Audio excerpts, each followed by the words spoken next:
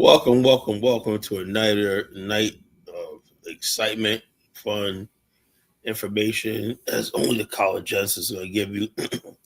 This show is like a follow up from last night's show, where I just basically broke the codes last night. We have a serious coon problem in Black America. You already got people walking away from Carmelo Anthony. People are like, well, he shouldn't have stabbed him, and all this kind of coon shit. You got to understand, color. You got to understand, color. But the same people will be back around talking about how, yeah, boy, my boy Chuck the Builder did no wrong. Put 7 bullets in a young brother. He did no wrong. But this is what you're dealing with right now. And I think just black people have just said, something, we just tired. We just want to get along. I want my little job, whatever, my little paycheck, my little salary. If it means, white people abusing me, white people owning everything, white people doing this, that, we don't care anymore. I'll deal with it when the situation thing because, and like I said, I look at what exactly what we prepared to do for Carmelo Anthony. The only thing black people could have said was, we can't reflect right now and say, a young black boy coming from a troubled background, right, should not be in an environment where there's white people and potential racists. Why that has not been thing? Why is white supremacy rule? In other words, or why do we have to be in a white environment? Somebody tell me that. Or we just I think we just given up and just say that's just the way it is. It used to be a time in Black America where black people avoided white people. That's why we built our own institutions and we built our own everything so we didn't have to deal with them on that level. But that was the resistance. That was called a black resistance. We do not have that anymore. And that resistance created a natural immune system. That's the immune system I grew up in. I grew up around strong black people I had role models and stuff like that I could confide in. I did not need white people for anything. But now you're telling kids that from the inner city, you got to go to this white school, mix with these white people, and this is what's happening. So I think we've given up, and white people want that resistance. No, like I said, you had a white guy talk about he's suing. I think he's suing the HBCU because, he's white and that's discrimination. They don't want us to have any sanctuary, no sort of space, no refuge or, no rest or refuge. That's their goal, that we're always going to be at their mercy to them. And our ancestors knew one thing. Even if we never left America or went to Africa and whatnot, we need to build our own communities and whatnot so we could protect our people. We could protect the least among us. And I want to talk about something tonight. People always accuse me of, well, Kyle, you got it good in America and stuff. I know that. But I'm not here for myself. Have you figured that out? I don't give a damn about myself individually. I'll be all right individually. We have to protect the vulnerable among us. The Pookie, the Ray Ray, the Munquisha, they're still our people. We have to provide role models for them. We have to provide opportunity for them. We have to provide the world where we tell them we love them. That they're still a part of us.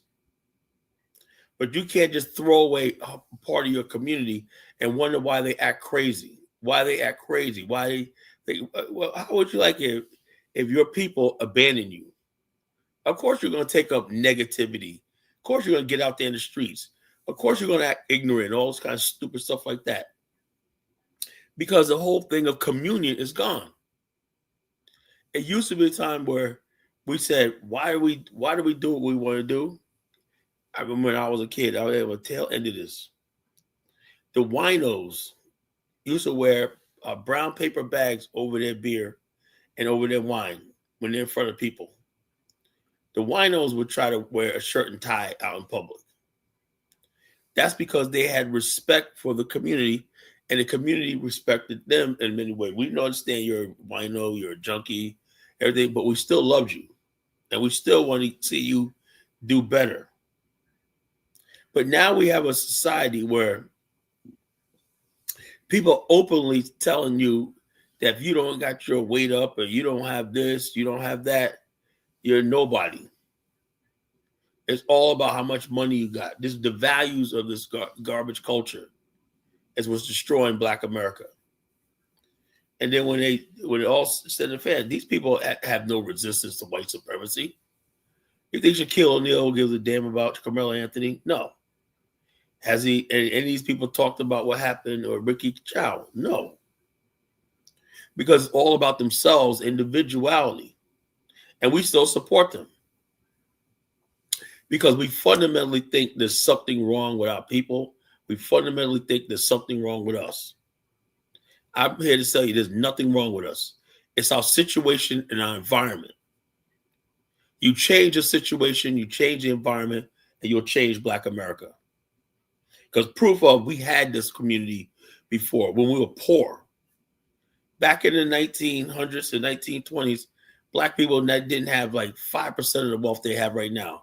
Yet we had orderly communities. We had marriages. We were civilized. And we knew back then that no matter how much we went to church on Sundays, how much we presented ourselves, these people, white people, did not accept us. They did not like us. Now everything is about white acceptance. And to the point we get jealous of other Black people coming here and we think they're going to get a leg up on us on the white acceptance. It's sick.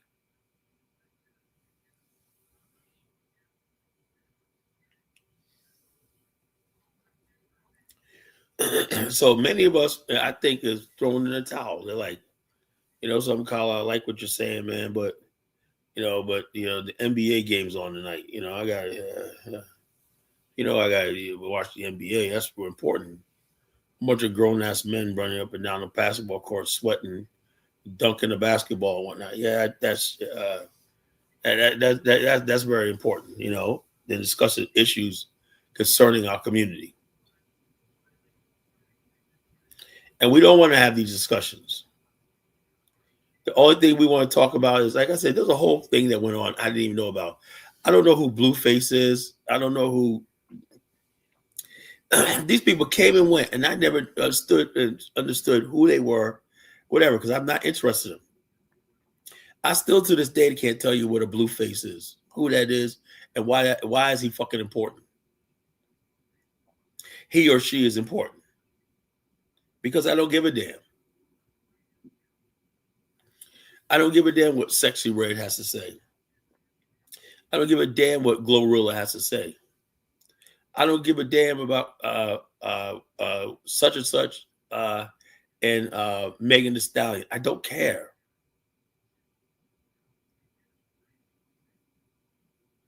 When you get to this point where you only want to see your people rise up, when you become a real Black nationalist, you put all that foolishness to the side. That's why nobody could come up here and debate me. Because one, I'm too serious. About what I'm saying and what I'm talking about. And I know the people who oppose to me, they're not serious. It's not, whatever they talk about is not well thought out.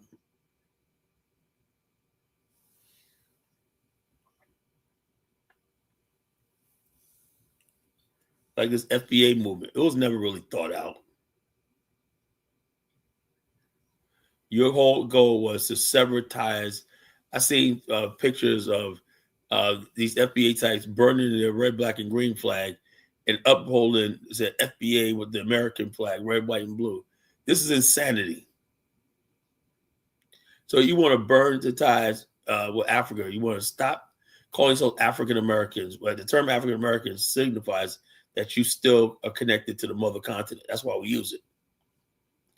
You rather have no connection to the mother continent, just in America, Now you got or everybody's scared now because it seems like white America isn't ready for a race war.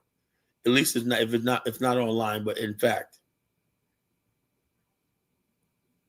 And black people, what are we going to do? What are we going to do? Well, you burned your bridges. You said you didn't need your Jamaican brothers, your Caribbean brothers. You didn't need your UK brothers. You didn't need all these other people, the Africans. You didn't need land in Africa. You don't need Ghana speaking on your behalf and everything. Now you look like a freaking fool because you've thrown in the towel to white supremacy. And you think throwing in the towel to white supremacy is going to buy you grace and salvation. So you end up looking like fools. Does anybody still call himself FBA nowadays? Oh, I do got a brother that calls himself FBA. FBA all day. FBA all day, you know. My good brother Bantu Mandinka. But that's all he really knows in life. I'm not going to be mad at Bantu Mandinka. He don't know a whole lot. But he knows FBA all day. FBA all day. Cut the check, you know. But, you know, Bantu Mandinka don't know a whole lot, you know, so we give him a pass.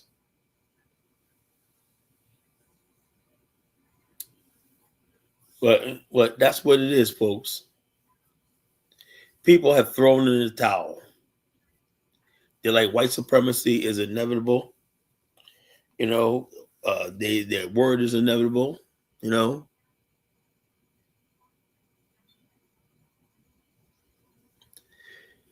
Critical thinking says, man, there's a segment of what America that has, oh yeah, there's always been like that. They've been talking about this race war fucking since like the late 1950s. They believe America, and you had this book that was written in the 70s called the Turner Diaries that fantasized about a race war of white men, you know, Aryan men coming and eradicating non-white people from North America. So this idea of the Turner Diaries, they've been fantasizing about a race war. They've had a hard on about a race war for years. So what? And now we got the internet. Now they're gathering strength. Well, they could pull it out, but that would really be ugly if you did see large numbers of gathering, and you might see bloodshed between black folks and these people right here. Then what happens? I hate to see what happens because, like I said, I don't think black people will retaliate. Whatever, they'll be like, oh, they'll do the same old playbook. We got to let's go be along. We shall overcome. What's another one? We shall not be moved. We shall overcome, you know, and all these kind of friggin' Negro spirituals and whatnot, you know. And then you'll have the white liberals out there talking all that nonsense and everything, which they're the ones that are the biggest problem because they're leading us to the slaughter. So that's what we have right now, you know. And it seems like black people, you know, hey, look, let me tell you something. Even if you throw in the towel and submit to America, that's not enough. They want you gone. You think by buck dancing and cooning and clowning, they're going to just leave you alone? No, it don't work like that. They're not going to leave you alone. They're not going to leave us alone.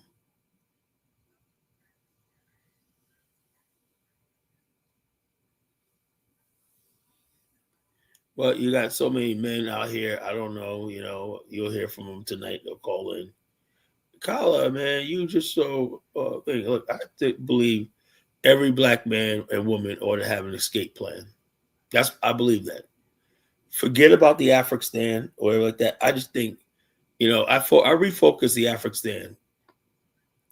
I know the end goal of the Afghanistan is a nation state, republic our own, but that might be not in our lifetime.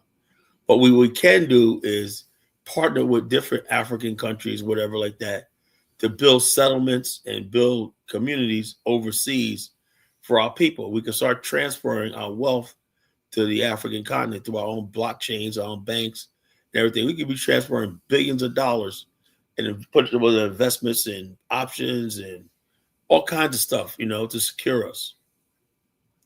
But to stay here in America and let these people bleed us dry and humiliate us every day is not an option. I would love somebody to intelligently tell me, why is it, what do we get out of staying in America? If you go to, let's say, a country like Angola, and they say, yeah, we're building this new city right here. This is how much the real estate is, right? We got a hospital, we got all stuff like that. All you really need to do is transfer your wealth from America to over here.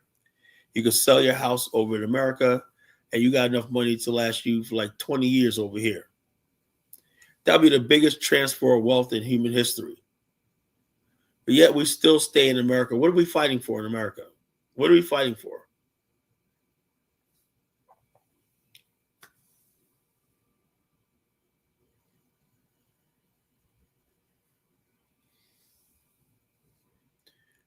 Now I'm like this. What can you tell people? What we gonna do? You know that on the grounds of that courthouse in what was it, Kennedy, Texas, where the trial or Carmelo Anthony trial, it's completely empty. When the cameras are gone, everybody's gone home, and it's completely empty. What do you think about that? Where are all these so-called supporters at? And when I looked at somebody said last night that Carmelo Anthony's mother got a PhD. That hood rat don't have no damn PhD.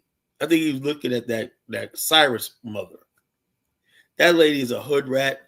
The father is nothing but an older version of Carmelo, and so therefore they got the money.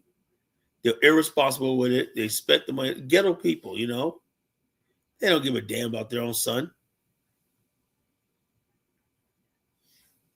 That was just a really sad situation. And then you know what? The thing is, when I talk about throwing in the towel, this fool gets up there and says, everybody kept telling me, get a white lawyer, get a white lawyer. We automatically in our mind think white is better. He said, well, and there was black attorneys that wanted to take this case. They could have won. But you listen to these ignorant black people, get a white lawyer, get a white Jewish lawyer, and also like that. We still think, look at Floyd Mayweather. Get a white lawyer, get a white man handle your business. They got him for $170 million. Trusting the white man. Throwing in the towel. Now, the people who do not trust the white man, who more align with ourselves and everything, we're going to win in the future. The bootlickers that still believe that the white man's their path to salvation, they're going to die.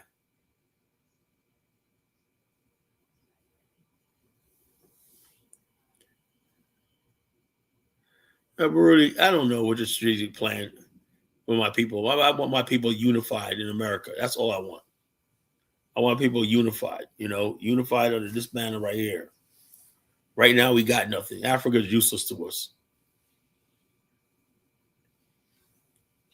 And that's the truth. I tried to answer that Rudy last night. He couldn't answer me, I go, what does Africa have to contribute to our situation in America? Nothing.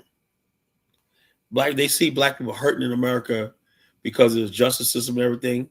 Does any African country step up and say, hey, look, what can we do to help mediate? What can we offer? Whatever. Nah, not a damn thing. Everything with Africans is they come here with their fucking begging cup and what thing, And most Africans are not going to challenge the United States and everything because the United States give them aid and milk and wheat and whatnot, So they're scared of America themselves. We're in a bad situation.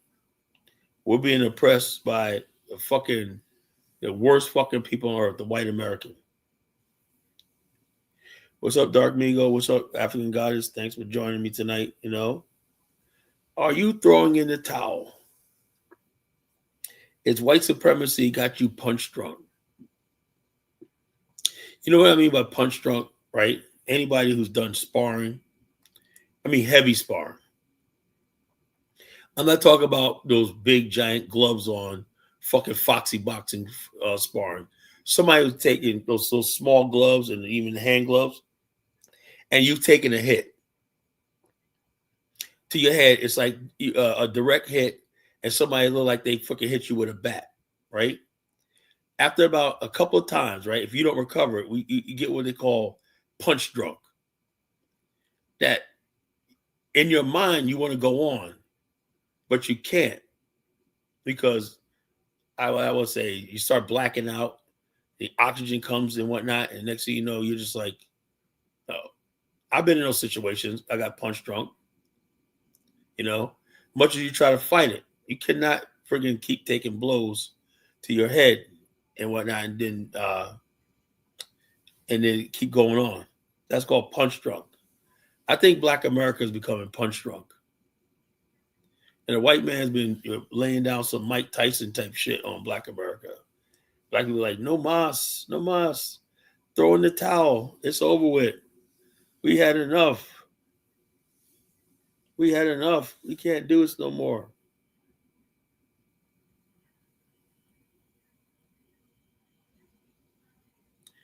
Yeah, well, African guys, I would like to know what exactly is there to do.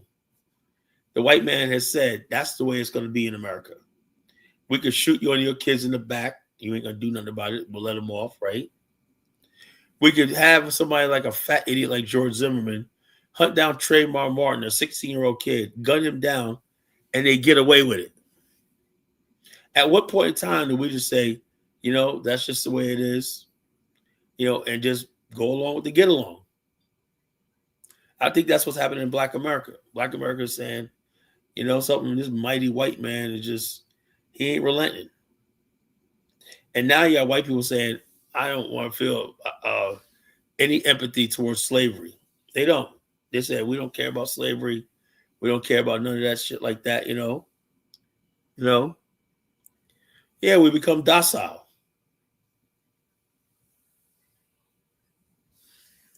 Like all these people showed up down in Texas and whatnot. I said, what them Negroes gonna do? And was I right? Yes, not a goddamn thing. All those Negroes went home, whatnot, made a bunch of story, but they went home. Broody. Kyle, you want multi-level African nations? I don't care about no multi-level African nations. Show me one African nation that's credible. Show me one African nation that can't see the potential of fucking the richest black people on the fucking planet looking for a new homeland and whatnot. So just stop with that, Baruti. Your goofy self, Yeah, Trump is emboldening these people, But I will say this. I don't think this is caused by Donald Trump. This was already there. This was lying dormant for there. These people have been thinking about this for a long time. Trump is just an excuse.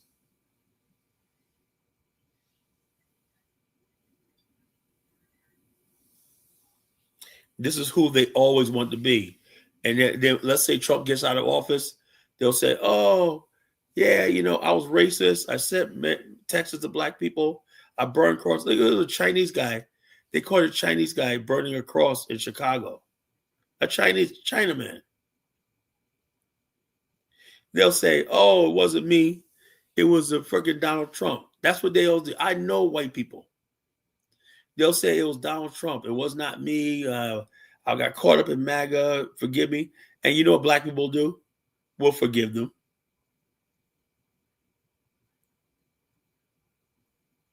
We'll forgive them and forget them and all this stuff like that, And so the people like me, I'm pushed to the side. Negro, we got a chance at peace with white people. I don't want to hear nothing about no damn Afghanistan. I don't want to hear nothing about, look, to me, everything lined up and everything I said, let me tell you something. I put it out there 2 years ago when I got on this thing, right? I said, it's time for us to have a nation of our own. I said, over the next 2 years, I didn't know there was going to be a Carmelo Anthony. I didn't know there was going to be a Ricky Chow or whatever like that, I said that truth, the evidence of that truth is going to reveal itself, as it always does. And white people with their racism, every time they're online, they say the most horrible things about us. Yeah, one white guy talk about we should bring back slavery and whatnot. They got people actually having these conversations.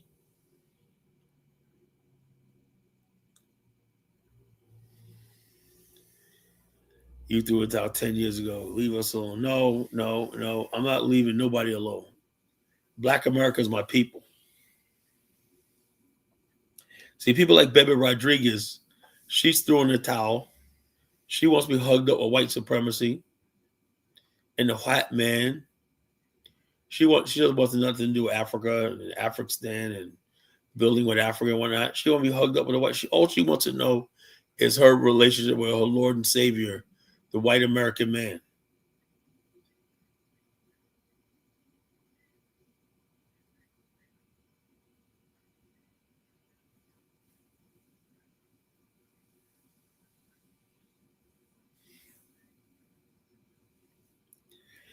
Am I eating you? Am I getting to you?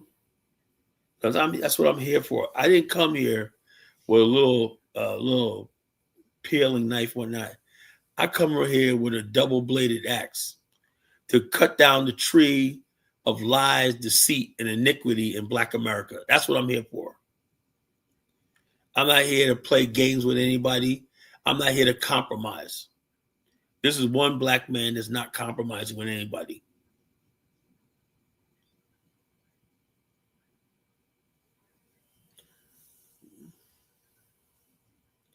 Look, I don't care about no bands region, Broody. Let them get their shit together, you know? That's not my responsibility to get Africans together, you know? They can't do shit by themselves. What they need us for, you know?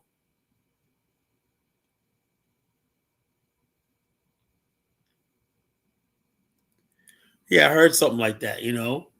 They called it a lynching or something like that, you know? I heard vaguely. I didn't know the guy was Sudanese. I thought he was Pakistani that did that, you know? I didn't know he was Sudanese.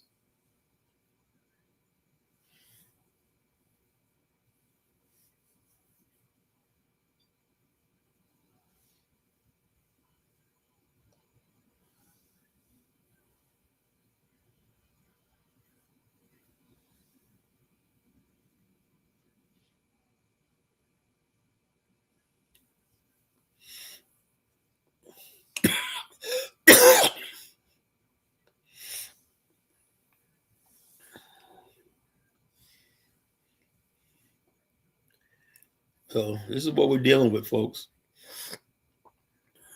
Everybody's ready to throw in the towel and see what kind of salvage relationship.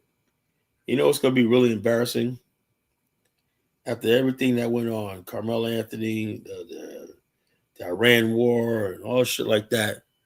When football season come around, everybody's like, "Oh, the game. Who's my team?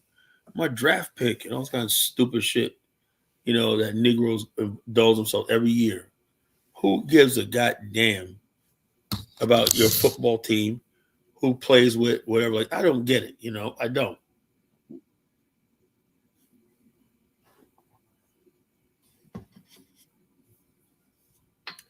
Why are these people important in your life? Because a white man put them in front of you. You know, white man gives you a way out. You know,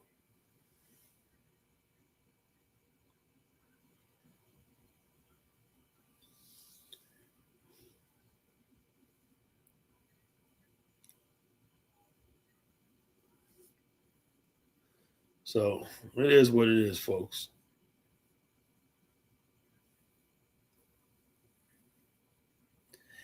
We are throwing in the towel. We're ready to boot lick. We're ready to turn the other cheek. You know, even worse than turning the other cheek is when you got twisted ass Negroes who are starting to see the world through the prisons of white people. Only a white man could, on one hand, talk about self defense, right? With George Zimmerman and Trayvon Martin. Only a white man could say George Zimmerman, the guy that initiated with a gun, had the right to stand his ground, but Trayvon Martin did not. That didn't apply to him, and Negroes go along with it. It's like they naturally don't see we have the right to defend ourselves.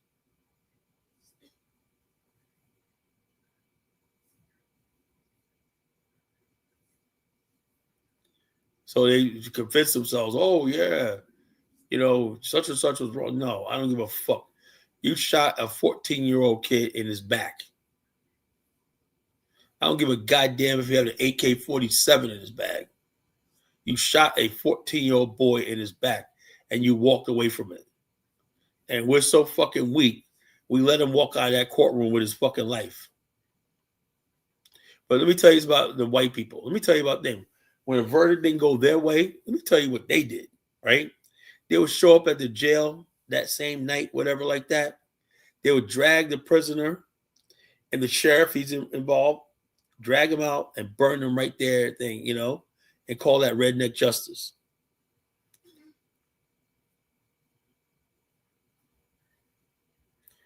What is African synergy? Broody, I would like to know what is African synergy. What? Just let everybody come there and rape the continent and whatnot. There's no goddamn plan. As I said, we gotta stop playing with these countries. Either Africa is gonna come to get its shit together, and I'm on the forefront of that. Like Elvis got upset with me last night when I was criticizing Africa, right? This mama boom chocolate in there. Oh yeah, we got look. No. Africa is a good place for Black Americans to visit, right? Even you got some of the whole property over there, Liberia, and people buying property and their beachfront property and everything. That's fine. But to think that you're going to have the same opportunities in Africa that you have in America, you got to be fucking insane. I saw that this year when I went there. That's what I finally realized. I'm like, I'm not Liberian. I'm not Liberian. Now, I love the country, love going there and whatnot, but I'm not going to delude myself telling people that you can come over here, start a business and all shit like that, and be like the local people. It's not going to happen.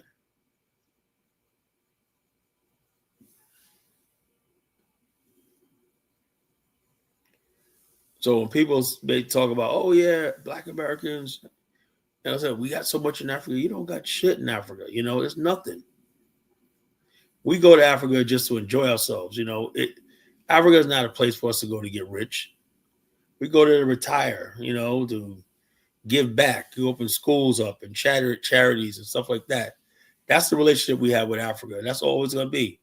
I thought we could transform Africa from that to us partnering and doing business, and I'm not going to disparage African businessmen. There's got good African business. I've seen them, right? Particularly in Liberia. But doing business among yourselves, with your tribal people you've known for like all your life and all stuff like that, your interconnection, everything, and getting rich, because you can get rich in Africa if you're connected.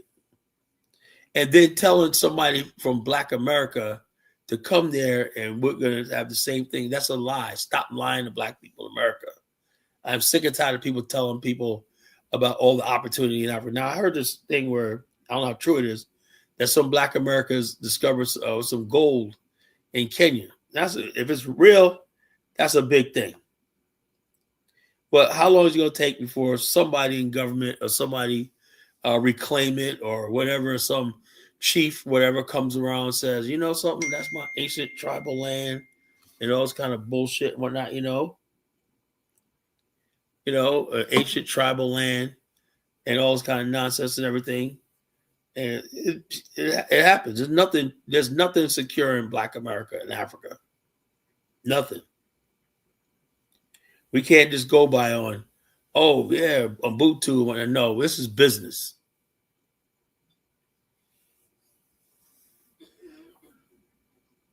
Until those basic things changes, I can't promote Africa as a place of business, but a place of visit. You can go there and visit, whatnot. But as far as like investing your money into the continent, no, don't do it.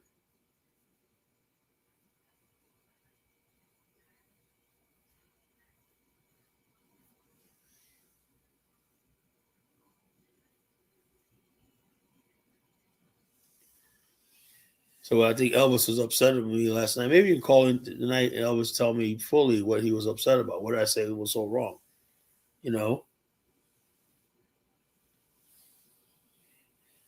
And like I said, a lot of Africans in the continent, just by the fact that they got graft, corruption, and inside, connection, nepotism. Yeah, you're gonna find some people that do a little well.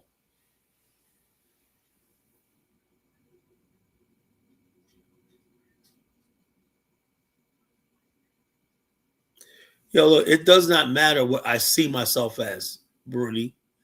I'm on the continent, I am not one of them. I say I'm sick of that delusion. Oh, we're all Africans. When that's bullshit. And I'm not here to be played a fool.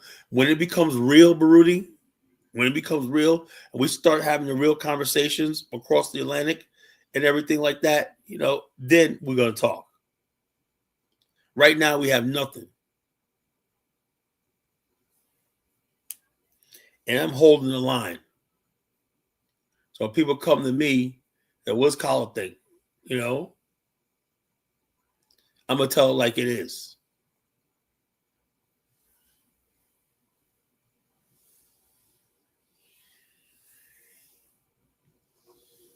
You cannot have a continent that refuses to give anything up. Africa does not want to give anything up, particularly to other black people.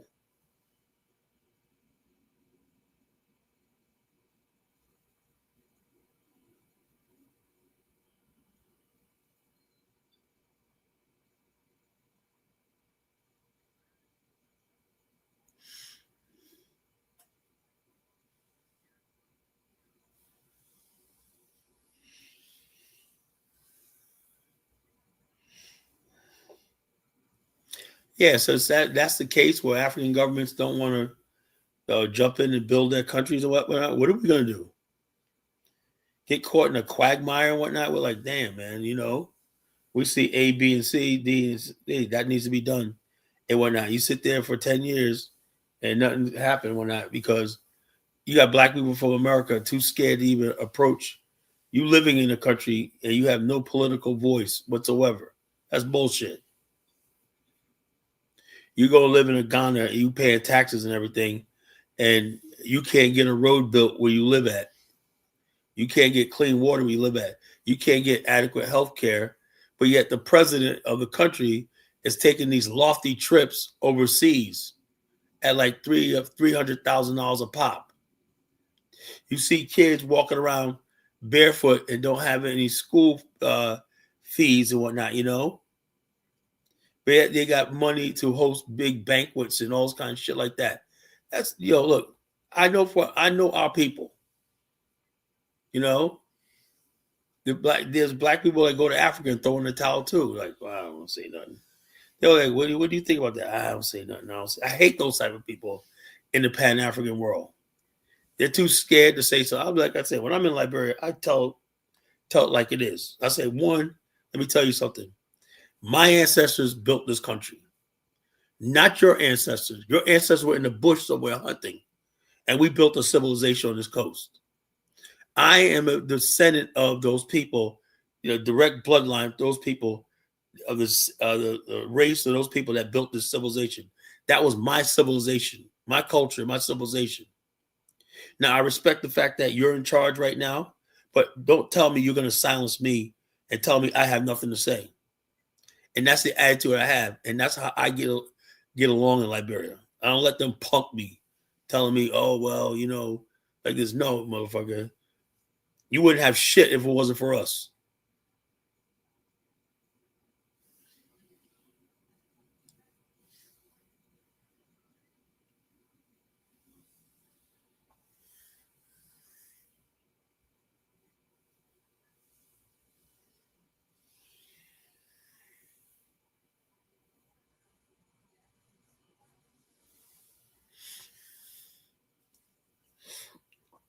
Liberia was built by the most exceptional black men in the world. What's this guy with this Hotep shit? He must be new to the shit. Who cares a fuck about Hotep? What the hell? You got something else more to say than just Hotep? Hotep. The fuck, man. Like I said, man, you're given this space where you could type and you could communicate with me and other people and everything. You could ask any question. You could start a dialogue, whatever. And you come in here just like with Hotep. What the hell?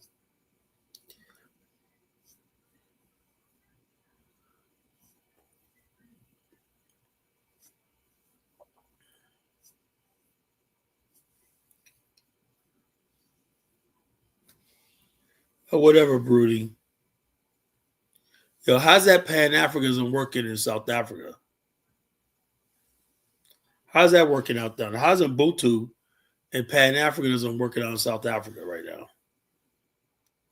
Ghanaians getting jacked and whatnot. They coming in there in the dead of night, robbing their fucking goods and whatnot, you know? Man, I love that Ubuntu spirit in South Africa, you know? South Africa was like the capital of Ubuntu, you know?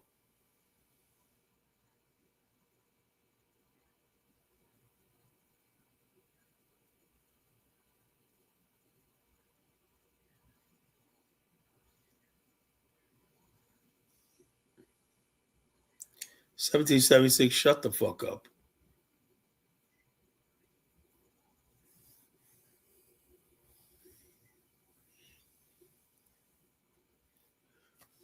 But I think, man, you know, I guess, you know, I underestimated the white man and his paycheck, you know, that check, and it sounds, look, everybody is completely gone in Texas. I thought it was going to be protests, last for a week, whatever. And, yeah, and I'm not trying to laugh or nothing like that. But when they handed over, look, you got convicted and sentenced and jailed within 3 hours. And you got black people out there. Don't worry, Carmelo. God got this. What the hell's God got? God got this. Every time Negroes have heard that shit, you know.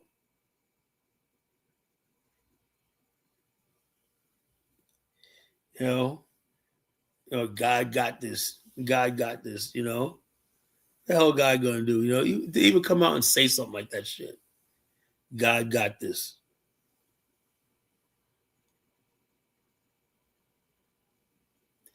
1776. I never said anybody's gonna fucking come to Africa and build. Would you shut the fuck up, you freaking moron? Why don't you go chase your white women? What, isn't there some fat white Becky with a rusty ass cigarette somewhere in the trailer park you should be chasing right now instead of here bothering me?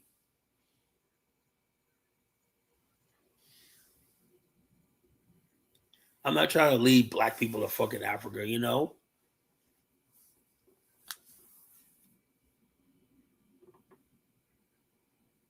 The hell am I leading them to? Nothing.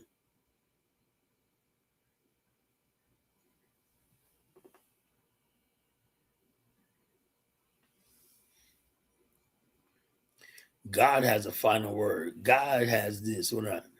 Probably a pretty nice parishioner of Jamal Bryant, you know? No, Hustle Smart is like, when they go when they go low, we go high or not. Like right now, I can feel like if somebody brought Michelle Obama to me, I smack her right in the freaking manly face.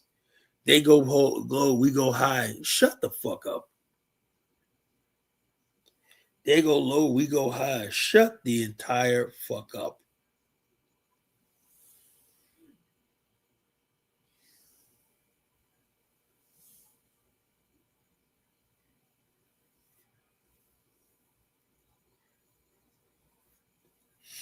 But yeah, so I had a good day today. It was just so hot today.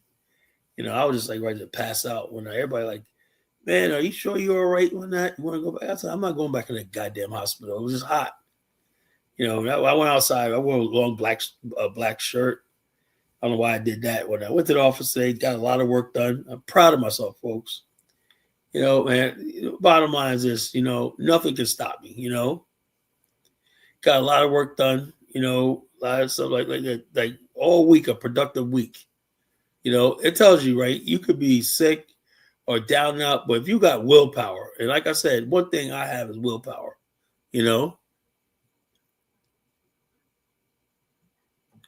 Have you been with bipolar disorder?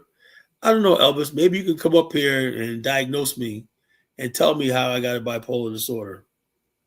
You know, you know, or we shall not be removed. Smart. Shall not. We shall not be removed. You know.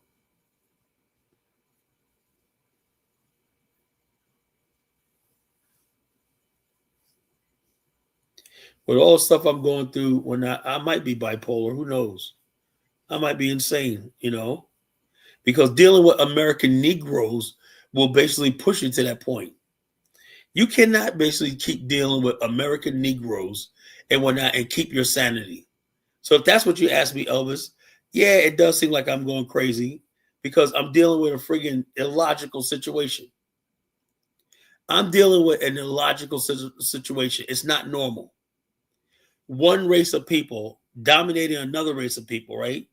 And another race of people who got everything it takes to be independent, whatever. You know, we just suffer in silence and whatnot and talk about what we gonna do. You ain't gonna do a goddamn thing. And that's what makes me fucking crazy.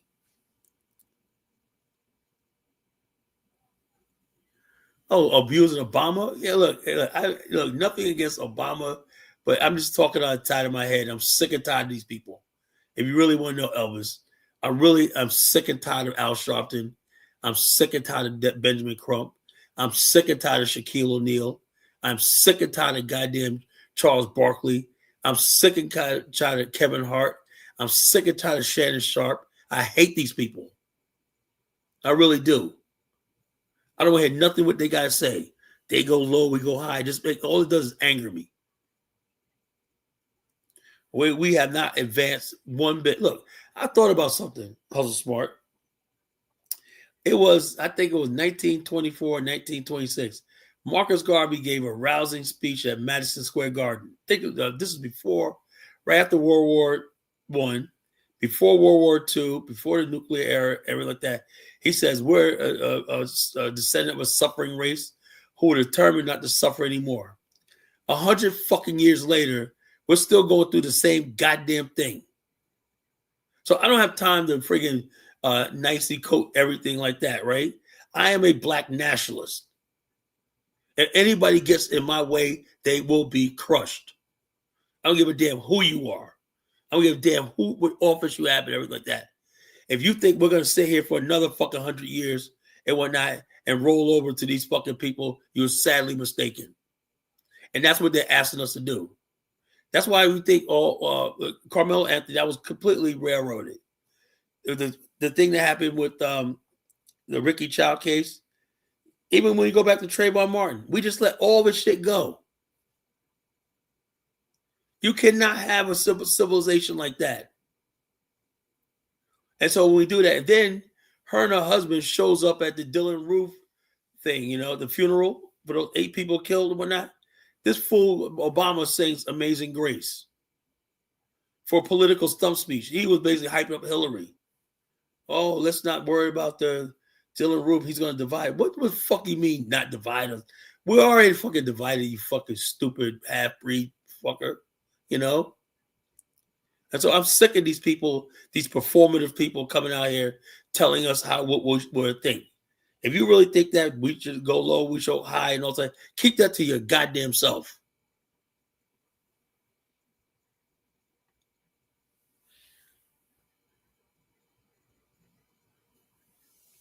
I don't think we're professional complainers. I think we just point out what's wrong in the world, and nobody listens to it. You only could complain when you have no power. Hustle Smart. If black people had power, we wouldn't be talking about their complaining because they could act on it. White people complain more than black people do, but you know what? They get justice in the end because they have power. Black people seem like they complain because they never get justice. So it looks like we're professional complainers. White people complain, but guess what? There's someone going to act on their complaints and give them satisfaction. That's the only difference.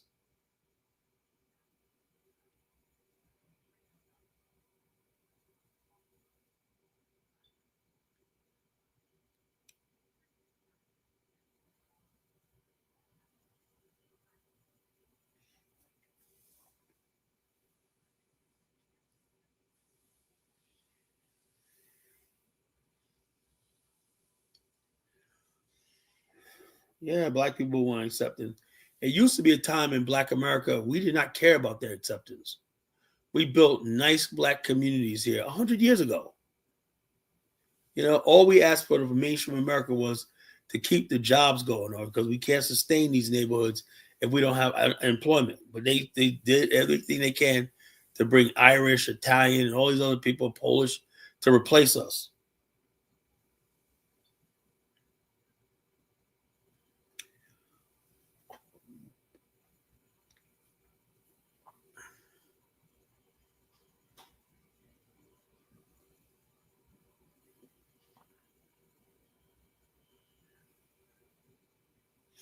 The only reason why we can't we crave symbolism is because we can't actual conceptualize power. The average black person cannot conceive power. What it means that power. Only the power black people have really is when we got one up on another black person. You somebody's supervisor on a job, and you can make their life miserable. Oh, look, yeah, I saw you clocked in. You're like 2 minutes off today. You were a little extra 2 minutes on coming back from lunch. Oh well, don't let it happen again and whatnot. I'm about to write you up, and shit like that, or where you could make somebody else's black life hard. That's what power is. White people delegate power to you to dispense power to your less fortunate brethren. But as far as like power, as far as like uh, collectively as a group, we don't have that.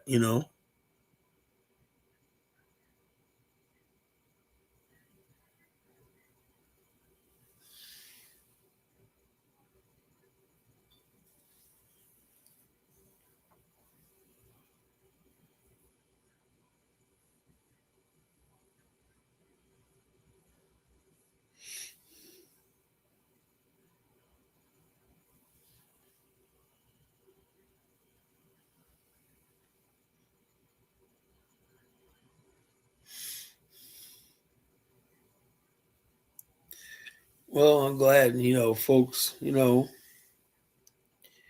support I get from the show and stuff like that, even some of my pain in the ass trolls and everything, I like, engaging the public, engaging people and everything like that. I'm just one man's voice, right?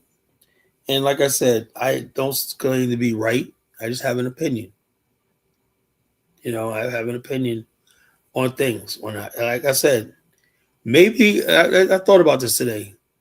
You know, oh, all right. Let me. All right, all right. I'll say it. I'll say it. I watched this one video today, and they were talking about how when you see a white supremacist, they always people who don't have nothing going for themselves besides their whiteness. And then basically they talk about Dolph Lundgren. Dolph Lundgren, actor, boxer, whatever. They said this guy speaks 7 languages, knows all different types of sciences and everything like that. He's the epitome of what you would call friggin' superior. If he was going to go down that route, say we Aryans are smarter, high IQ, whatever like that. But he's not like that. It seems like the white people who got it like that, like Dolph Lundgren, they use their power to empower people that's weaker than them. Whatever, It's the people who don't have any power or don't have any accomplishments, achievements that go around trying to bully people into submission. I think black people have gotten to the point where we just accept white people as superior. It's like if they're not, I mean, I heard black people tell me that if they're not superior, then why is it that we always want to do everything like them? Why do you got people like Baby Rodriguez out there and stuff like that in this Tanisha or whatever her name is, And so white supremacy is real to a lot of black people, right? They're like, man, we're always imitating them. We're always buying their blonde weaves. We're always looking at them as like the prototype. Me, I just don't. Let me tell you something, right? It took me a long time to get like that because You're programmed in this society to see whiteness as perfect, beautiful. But me growing up around them, right, I saw sides in them that a lot of people don't see.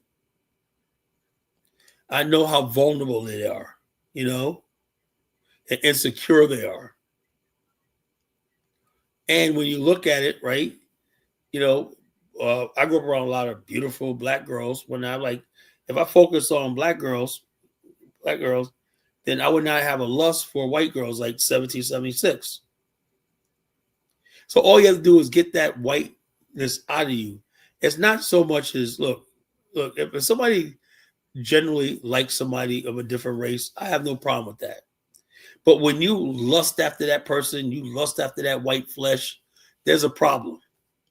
When you see that white flesh can do no wrong and he's always right, no matter how illogical he is, I can't wait till the Chud Building case comes up because his number one defender is going to be 1776. That was self-defense. That was self-defense. That was self-defense. I'm waiting for that. 1776 won't talk, but he knows I'm on to him because 1776 has drunk the white supremacy Kool-Aid.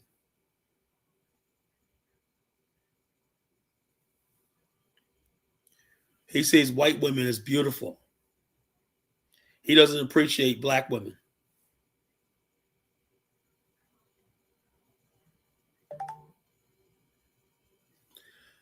Somebody said I struck out with black women. No, I not struck out with black women in America. I still got a lot of black American female friends. I just, just my wife just basically happened to be Liberian, overseas, and I like that relationship.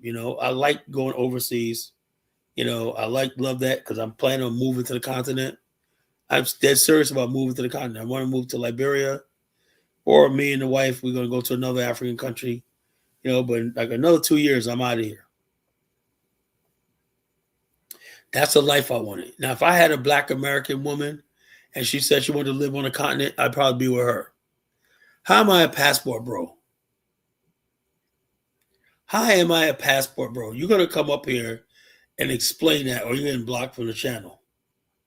Now, you said that I'm a passport bro, but you got to come up here and defend that. You got to come up here and prove that.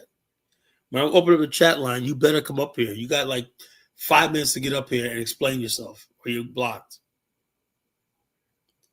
So we're good. I knew my lady before I even started being intimate with her. I knew her for like 6 years. We were friends online. But we had mutual friends and everything like that online. I was no goddamn passport bro.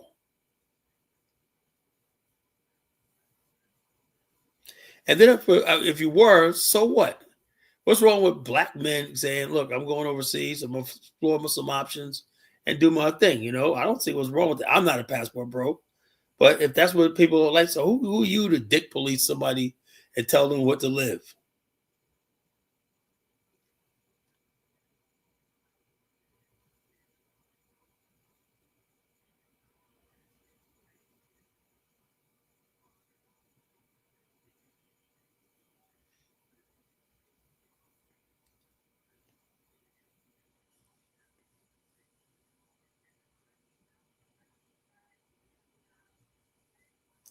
Yeah, Angola's high on the list.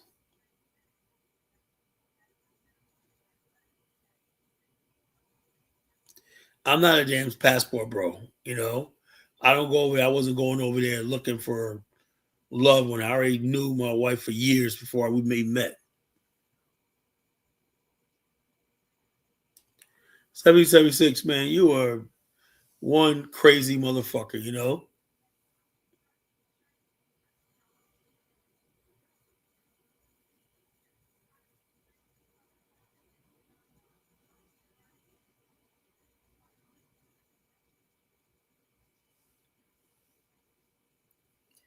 And also, my wife is from what they call Congo, Miracle Liberian background. Yeah, Angola has a very highly developed hospital health system. And they're building more. This building, they just now completed a new, brand new airport. When Angola's is at all counts a first world country.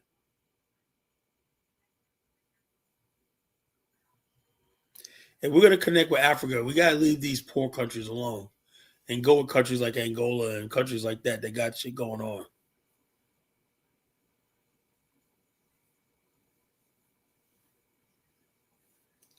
Anyway, I'll put the link in the chat. Have you thrown in the towel?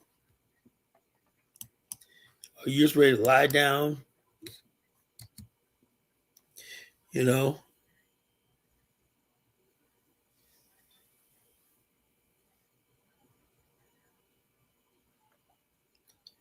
So call in, step right up, step right up.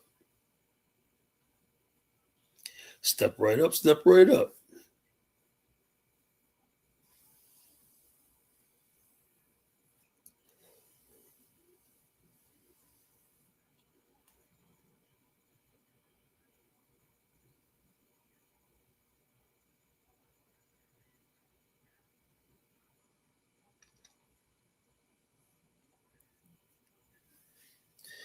Throwing in the towel. Are we ready to submit to white supremacy? You know, people worrying about their project, they gotta get off the ground. They worry about that check, they gotta clear the bank.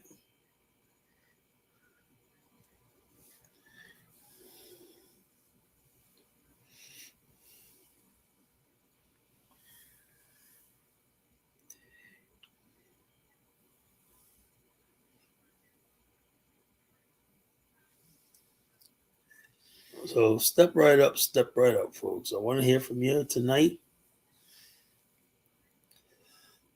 I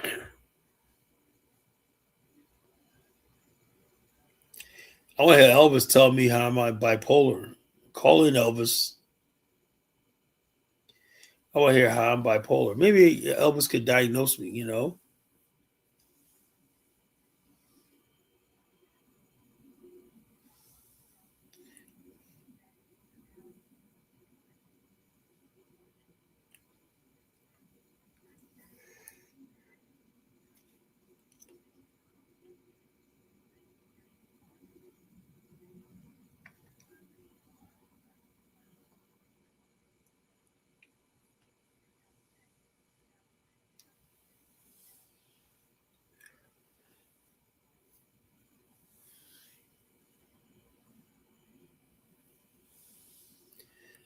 So step right up, folks. Let your voice be heard. The Colonation Radio Show.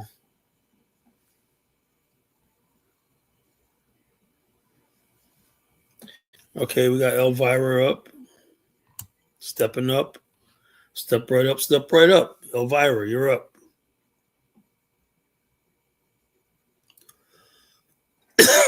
What's up? What's up, Carlos? All right. I said that because, at the end of the show yesterday or last night, it was pretty cool. It was chill. And then today, for no reason, you're calling Michelle Obama manly faced. Well, I shouldn't have said that. That I shouldn't have said. That I shouldn't She's have a said. she's a beautiful black queen that deserves to be celebrated, Carlos. We won't take any Okay, Michelle. yeah, all right. Okay, you got me. I was out of line. I shouldn't have said that, whatever like that. But shoot me, all right. But my point I'm trying to make is this: we live in a time. Okay? Let's say what you said is true, right? Are we under any obligation to listen to that?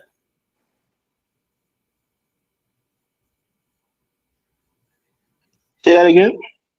Are we in the obligation to be like, they go low, we go high, and whatnot? When we're being slaughtered and attacked like that, we just got to keep looking for some higher ground. Is that the case? We got to be No, obedient. she was saying that in a political sense. She wasn't saying that in a racial sense. She fought for equality. She advocates for black people and racial Okay, well, she equality. said, okay, she has to be clear.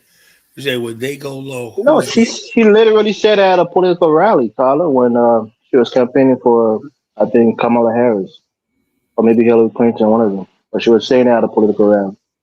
Right. So, in other words, basically, like I said, I think all politics is dirty, and they all basically get down in the mud and whatnot. I saw When they say they go low, we go high. Well, how do you explain Kamala had $1 billion and she was passing out money just like that? Is that going high?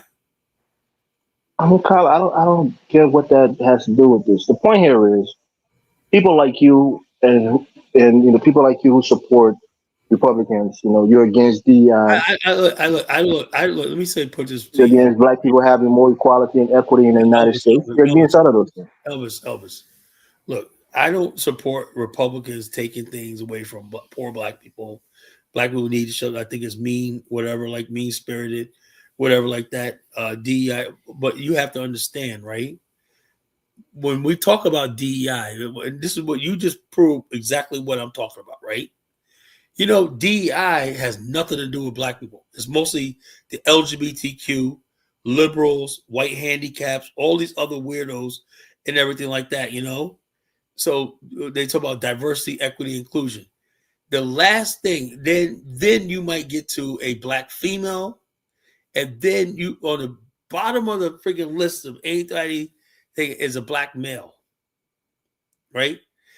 The bottom line is this: even Ann Coulter said, right, if you're going to do anything, give partiality, anything, it should be for the African American male to help him build a patriarchal society and lift this community up. But all these people talk about DEI and all stuff like that, this getting jobs and all stuff like that. Tyler, I want to ask you a question, right? Is it legal to make a law that excludes everybody else except one group to benefit from it? Oh yeah. Get this, they did. They brought black people here and put them in chattel slavery. So all that stuff like that you're talking goes out the door. So you got to make special considerations for, and this is what I don't like, right? There has to be special considerations for black men in this country. That's what I'm saying. There's not. We're lumped in together with everybody from Indians to Pakistanis to Chinese or not. What's the Chinese and me have in common besides with people of color? Nothing. The government of America owes the black American male. They owe us. That's no point about it. Anything else that they're trying to push through with this diversity, equity, inclusion, and all this stuff like this, I see what they're doing. Sally got two dads. Equity is, we got to have more families with two dads and two moms and all this kind of stupid shit like that. That's what it's all about. All this also diversity, equity, inclusion. Another thing is this: why they keep pushing interracial marriage on Black America? Every time you look around, you know it, right? Think about this. Every time you see this office, think about this. Kyle's watching. Every time you see some black woman, middle-aged black woman, right? And she's with some skinny, dorky, Harry Potter looking white kid, and they got a kid together with it. That's not reality. But that's part of diversity, equity, inclusion. We're going to redefine marriage. We're going to redefine the black family. We're going to get rid of all this stuff like that. We're going to get rid of blur the color and racial line, all this stuff like that. I am against this shit. I am a black man in America trying to survive as a black man in America. I want to be able to protect my people, my brothers in this country. And when erasing my identity is not the answer. So to miss me with that diversity, equity, inclusion, that was not for us as black men.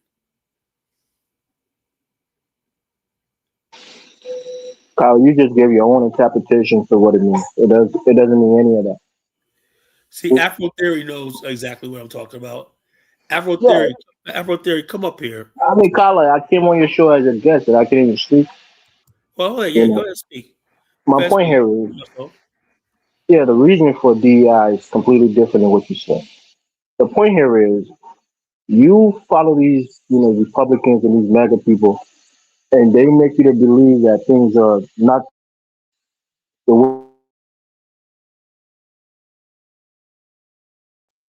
way you think things are. That's not the way they are. You follow their talking points. They bully you into thinking that certain things is emasculating. If you fight for those who are oppressed, if you fight for gay people having the same rights, then you must be gay yourself. All kind of stupid shit like that. And it's not the case. If you want black men to have special laws, fight for it, campaign for it, advocate for it. But you're not doing any of that.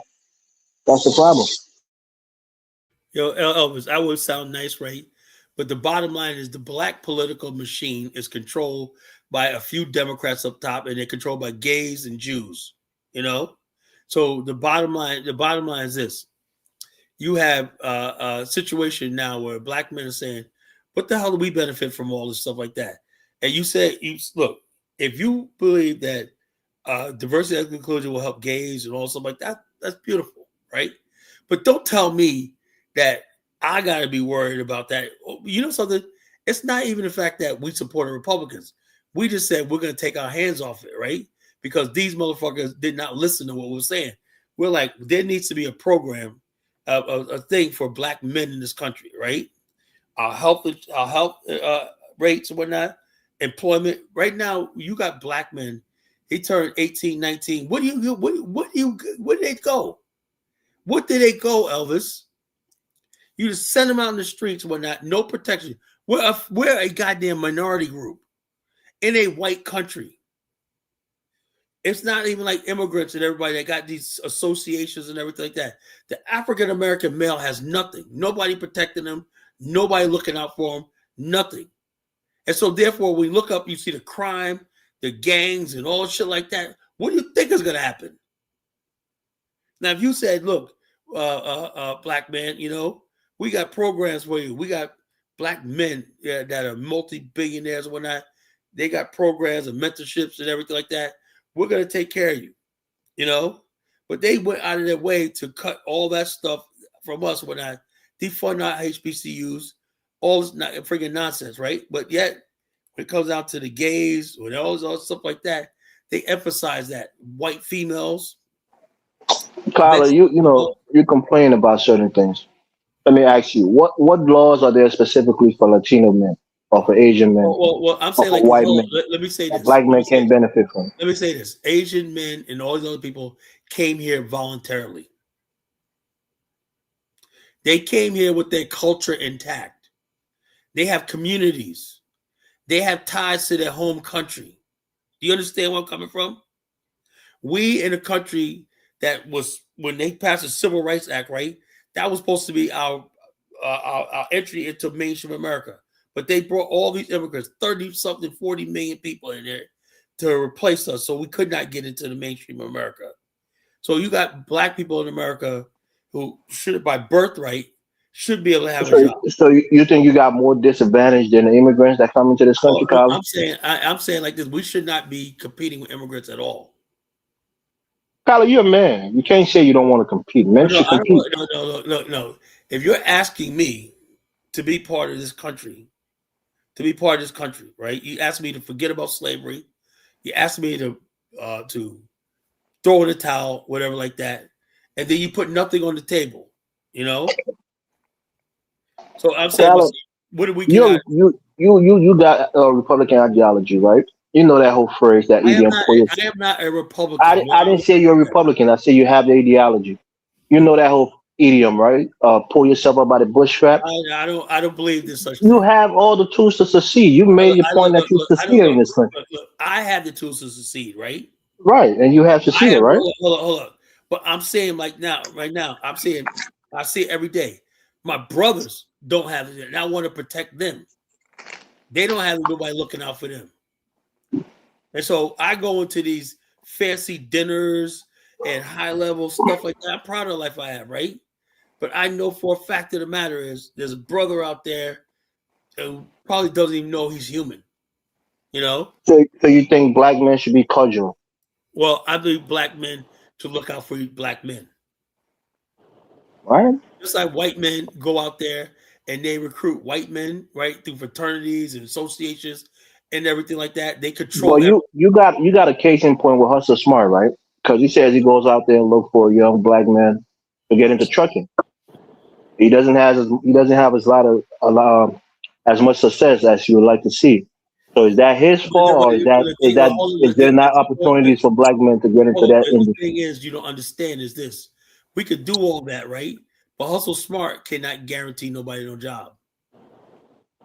But he's giving them an opportunity, though. He's giving them to get into trouble. No, I point them in the direction of getting the application and giving them a push. But at the end of the day, You know what I'm saying? If they just chasing the money, if they don't have the credentials and they don't have the will to do it, once most of them find out what it takes, they don't want to do it. They just want the money because that's the way that they are. Because most black men are raised up by women, and then the women raise these black boys up like little babies. You know what I'm saying? Want them to grow up and be thugs and try to keep them around, play that emotional role, keep them around. See, Elvis, the thing you don't understand is that in the black community, the black woman is softer on the man than she is the girl. She'll kick the girl out the house at 15 or 16 years old. She'll let the boy stay there. He'll be selling drugs, gang banging, getting the house shot up, trapping out there in the front yard. But she won't let bringing different girls over there. But as long as she's her bodyguard, long as he bring money in the house, she don't let the girl do that. So it's the black women that train these boys up like that. So you trying to get them away from the house, you taking them away from their mama. You taking them away from the person that bailed them out of jail. You taking from people that go out there and act crazy from the street. The same thing that happened with this boy that stabbed the boy. All these black women out there, you know, acting like, you know, it ain't nothing wrong, but you defending yourself. You know what I'm saying? Like that's what we do as black people. That's why white people looking at us crazy. Because we just hollering defend ourselves. You're like telling kids that it's cool to go out there and do some shit like that. That shit ain't cool. Me and Carla, I got a question for you, right? I got you. Let me say this one thing. Let me say this one more thing. Me and Carla had this conversation, and I told him that you can go do anything like that, but at the end of the day, if you crash out like that, you got to goddamn go into prison where they throwing up gang signs up at the door. They throwing gang. You got to make a decision. All that shit that go on outside in the media, that shit has nothing to do with when you hit them goddamn cell blocks. Them niggas in there are cutthroat and dogs. And they throwing up gang signs at the door. You got to make a choice. And if you a soft nigga, you finna get your ass ran through and distorted. That's just the way it is. But go ahead and answer your question. So Kyla is talking about black men in America, especially people of slavery descent, should not be on the same footing as an immigrant. So, what laws do you think should be passed to give black men a head start? It's not the law. It's just what we see that's obvious. The Democratic Party favored the black woman. The city and the state favors a black woman. Let's just say in Atlanta where it's so many black people. You get what I'm saying? It's more homeless black men than it is black women. But you have more women homeless shelters. How does that even make sense? Like, well, because women are more vulnerable and they're less, it's a man's job to protect the women. So if black men are not doing it. But hold on. That makes no sense. So it's okay for men to be out in the streets? Yeah, because men. No, that doesn't that's an immigrant mindset. That makes no sense. Well, maybe we're different from different culture, right? But men and women are not equal. When I was a kid, my dad told me that all the time. Because when I was a kid, I used to want to have the same thing my sister got. My dad would give my sister more food, or he'll give her more money. That's conflating, bro. That's listen to what I'm saying for a second. He'll give her more money, and I'll be mad, but he'll tell me, you and your sister are not the same. You're a man, she's a woman. So I guess that mindset is in me. Sure, that women should be protected, they should be looked after, they should be given an advantage over men when it comes to certain things. That's just how I look at it. It should be no advantage if you're trying to teach these people how to get a skill so they can get out there and get a job. That doesn't make no sense. So Elvis, what do you think about the fact that Stacey Abrams, had she won the governorship, right, she was going to give black women specifically, single mothers, $800 taxpayer money as a subsidy? Now, did she say anything about black men? Kyla, do you believe that men are supposed to provide for the household, for the How women do in you, the group. I just want to know how you answer a question with a question. I just don't understand that No, logic of even coming. I'm setting the premise to But answer his I get question. that. I get that. But what I'm saying is, if you ask Carla a question, he answered the question. I'm just trying to figure out, and And I'm then not I even and then taking up. I I'm and not then even. I get Hold on. I'm and not even taking up for Carla, Elvis. I'm just saying, if you just like you asked me a no, question. I'm answering you. It's a premise because when he That's answered, then not I a answer his premise, question. bro. Bro, you have this. You live in a bubble in your own brain. If you ask, just like you asked me a question, and I answer your question, it would not make sense if you ask me a question, then I say, well, let me ask you another question to set up the premises. That doesn't even make sense. Well, I will say like Okay, this, Elvis, right? I'll say like this, right? We live in a society, a world where the state became daddy, right? They look. It used 100 years ago. Most listen to this, Elvis. Listen to this very, very, very carefully. 100 years ago in Black America, once upon a time in Black America, 80 to 90% of all the meals put on that table were done by black hands, black men going out there and working. You know that? But they knew for a fact of the matter is that that was only because they needed us for a short period of time during the Great Migration and stuff like that. We were able to build a community, you know? So therefore, we don't have that in Black America no more. You know, that Black America has collapsed. So to say, oh, Black men should be providers, when we was asking for a generation, we were providers before they burned down Black Wall Street, before they burned down Tulsa, before they burned down our communities and redlined us and all stuff like that. Now they want to come here and act all brand new on me, us smart. Act like, don't you think men should do this or not? Well, we have not got no get back. Do we ever get compensated for all we lost in this fucking shit? No. So the bottom line is this: when we say people like that, people are like, oh yeah. So please don't ever tell me that some immigrant or some gay or somebody is on the same level as me. You Yeah. know, and what my ancestors have been through and whatnot. You know. Well, first of all, it's condescending to ask a person, does the man supposed to be a provider? That just doesn't even make sense. It's not even a fair question at all. But at the end of the day, because it's roles reversed, we got reverse roles all the time now. You get what I'm saying? And some marriages, women make more money, and some men are good at home. Like even with my chick, it's like if the way that works in my house, whoever can do the job the best does that job.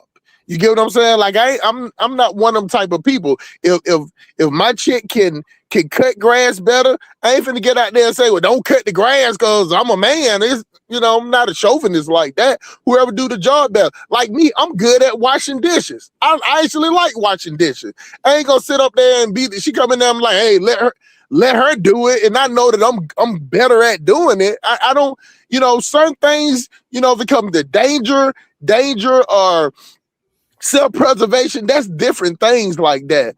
But you know what I'm saying? Like I'm trying to learn how to cook. Because I don't want to sit up there and always be waiting for a chick to cook and always make that a demanding thing that, because she might be feeling bad or she might not be feeling good or might not have the mind to do something that day. And I can come in there and do it. I don't consider those vague type of questions like that or like what the man's supposed to do. Men go out here and work, but the point of it is that the system where black men pay taxes into the Democratic Party, whoever's in power, Democrat, they favor black women. They have all type of special programs for black women. Not just black women, but immigrants. Yeah. But but what I'm saying is that what they do for the immigrants is more of a safety net, more social programs. You get what I'm saying? Food stamps, fast track them into welfare and, apartments and setting them up in certain areas. Because one thing I give immigrants credit for, Colin, they'll go any place in America and open up shop. You know what I'm saying? I see them all over. In places in Ohio, you would never think to see a black person. And you walk around, there's a bunch of Africans there. You get what I'm saying? So they will migrate in these places to set them up like that. So, but black people ain't gonna move to certain places. Certain places black people is not gonna go. But what I'm saying is that, and I was just using the homeless shelter just as a way, because the homeless shelter is connected to the Department of Labor. And then if you got all these shelters that's not even filled up, you got 8 of them for women, and only 2 of them is filled up. Then you got 6, you got 5 for you got 8 for women and 5 for men, and the men's are overflowing. But they can't get no help, and the women's are not even filled up. That doesn't even make any sense when it's to help people get on their feet and to get better jobs or learn how to do applications or emails or resumes or whatever. But what I'm saying is that that's not given to the men. You get what I'm saying? I'll give it another example real quick, Colin. Is what I hate more than anything is I think any black politician, this is me, right? If you're a black politician, your main constituency should be young black men. That's what you should advocate for. If you're advocating for anything else, I don't care if it's climate change. That's what they always do. Climate change or some stupid nonsense, LGBTQ. There's something wrong. If somebody paid you, that's what they do. They find these people and they know that we always looking for the next black superstar. They invite them on to MSNBC, and you're like, wait a minute, man, where did this nigga come from? This nigga came out of nowhere. Like what's the Jonathan Capehart? You seen that clown? Colin, do you ever look on the news for CNN, MSNBC, all these liberal stations? They like they black men a certain type of way, extra faggot. That's exactly what I'm talking about. With Elvis, whatnot, and when we talk about, and I only flipped on Michelle Obama because that was that whole big strong ass black man sitting there. Yeah, we go low, we go high. Man, listen, bro. Have you ever watched a podcast, Colin? No, I saw. Bro, let me explain. Watch it for 5 minutes. She's more manly than her faggot ass brother. Her brother acts more feminine. That's her brother up there. He has like a fat faggot, a fat sassy sissy. You get what I'm saying? Like, that's the thing about it. She's more manly. And at the end of the day, she ain't beautiful at all. She got a manly face. She got a rough ass Haitian face. You would think she was Haitian with that strong ass jawbone. Michelle Obama is not beautiful at all.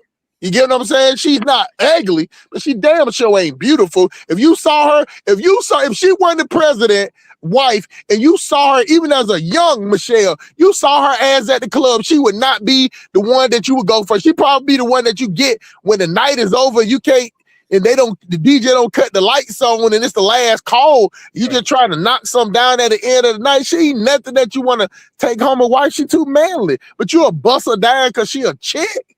But ain't nothing special about her. Obama made her special, and then she sitting up there acting like they separate. But this is the thing, though, what I was saying about the media. They blackmail all them stations, even especially MSNBC. They got the fucking whole Dixie Crystal. One dude with the gray hair, he's like a Don King, he's like gray, it's like real gray, sticking up his spike. Yeah, he's talking his lip. Oh, yeah. The little fat dude. Yeah. He got like a gray afro. Yeah, he be on Roland Martin show too. This guy's a clown.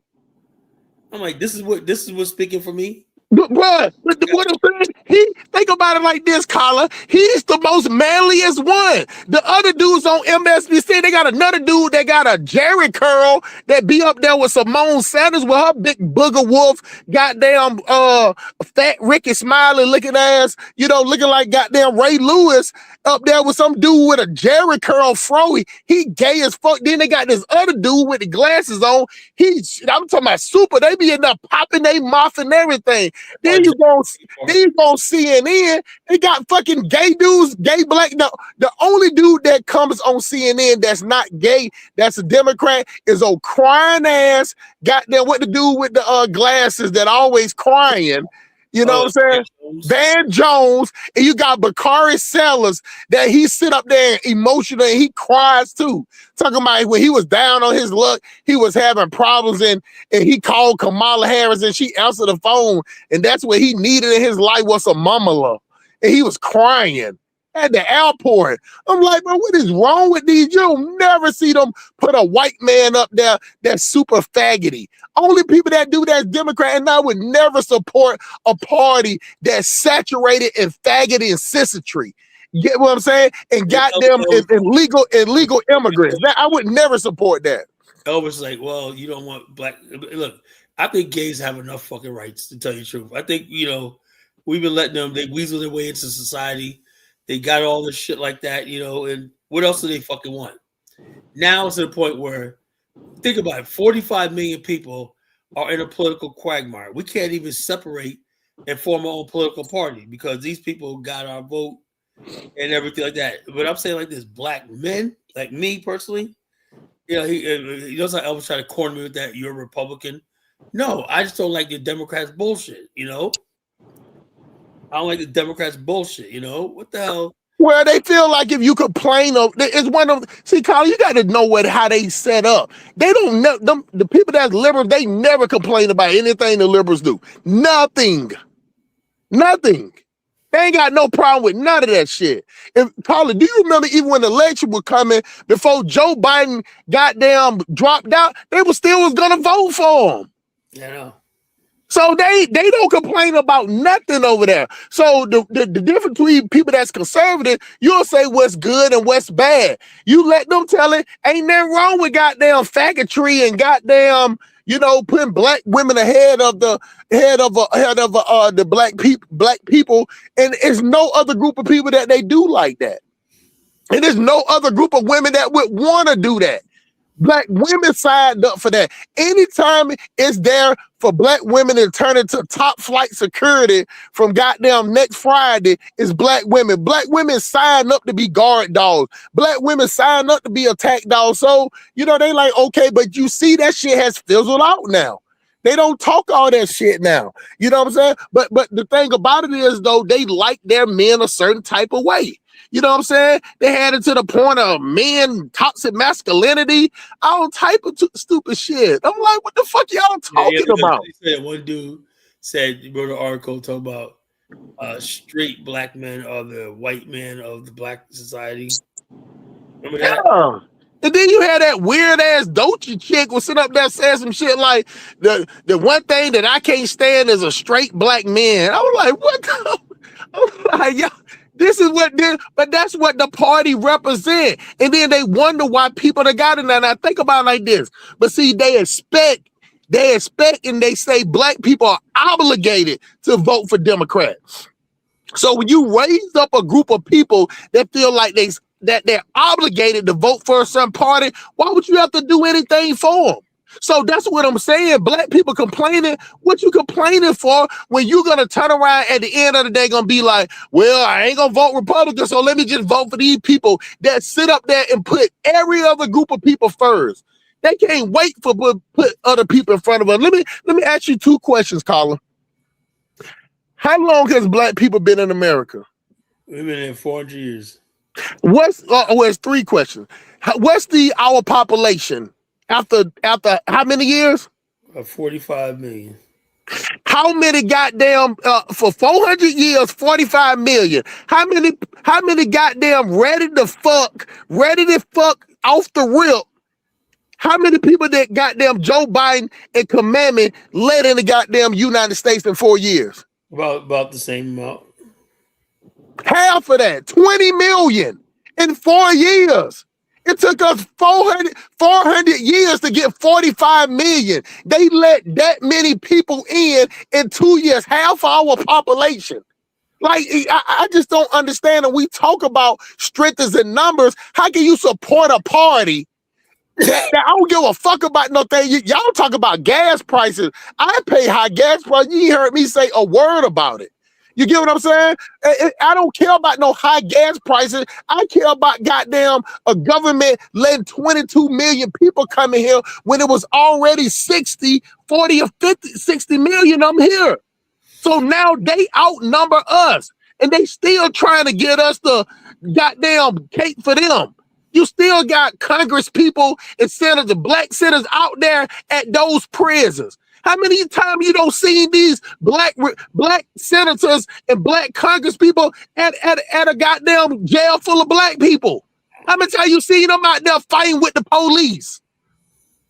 No. But you see these goddamn black congressmen out there fighting for some Latinos that outnumber us, that even when they run for office, the Latinos vote for the Republicans. Yeah, I see this one guy, this Venezuelan people, they were getting round up deported, and these are white Venezuelans, right? And there's some black people showed up and supported him, right? And the Venezuelan kept saying, nigga, nigga, Africana, nigga. I saw that. You saw that? I saw that. Oh, you sitting there fighting for them, and they're calling you nigga, nigga, African, nigga. I'm like, man, I'm like, yo, there's no hope, you know.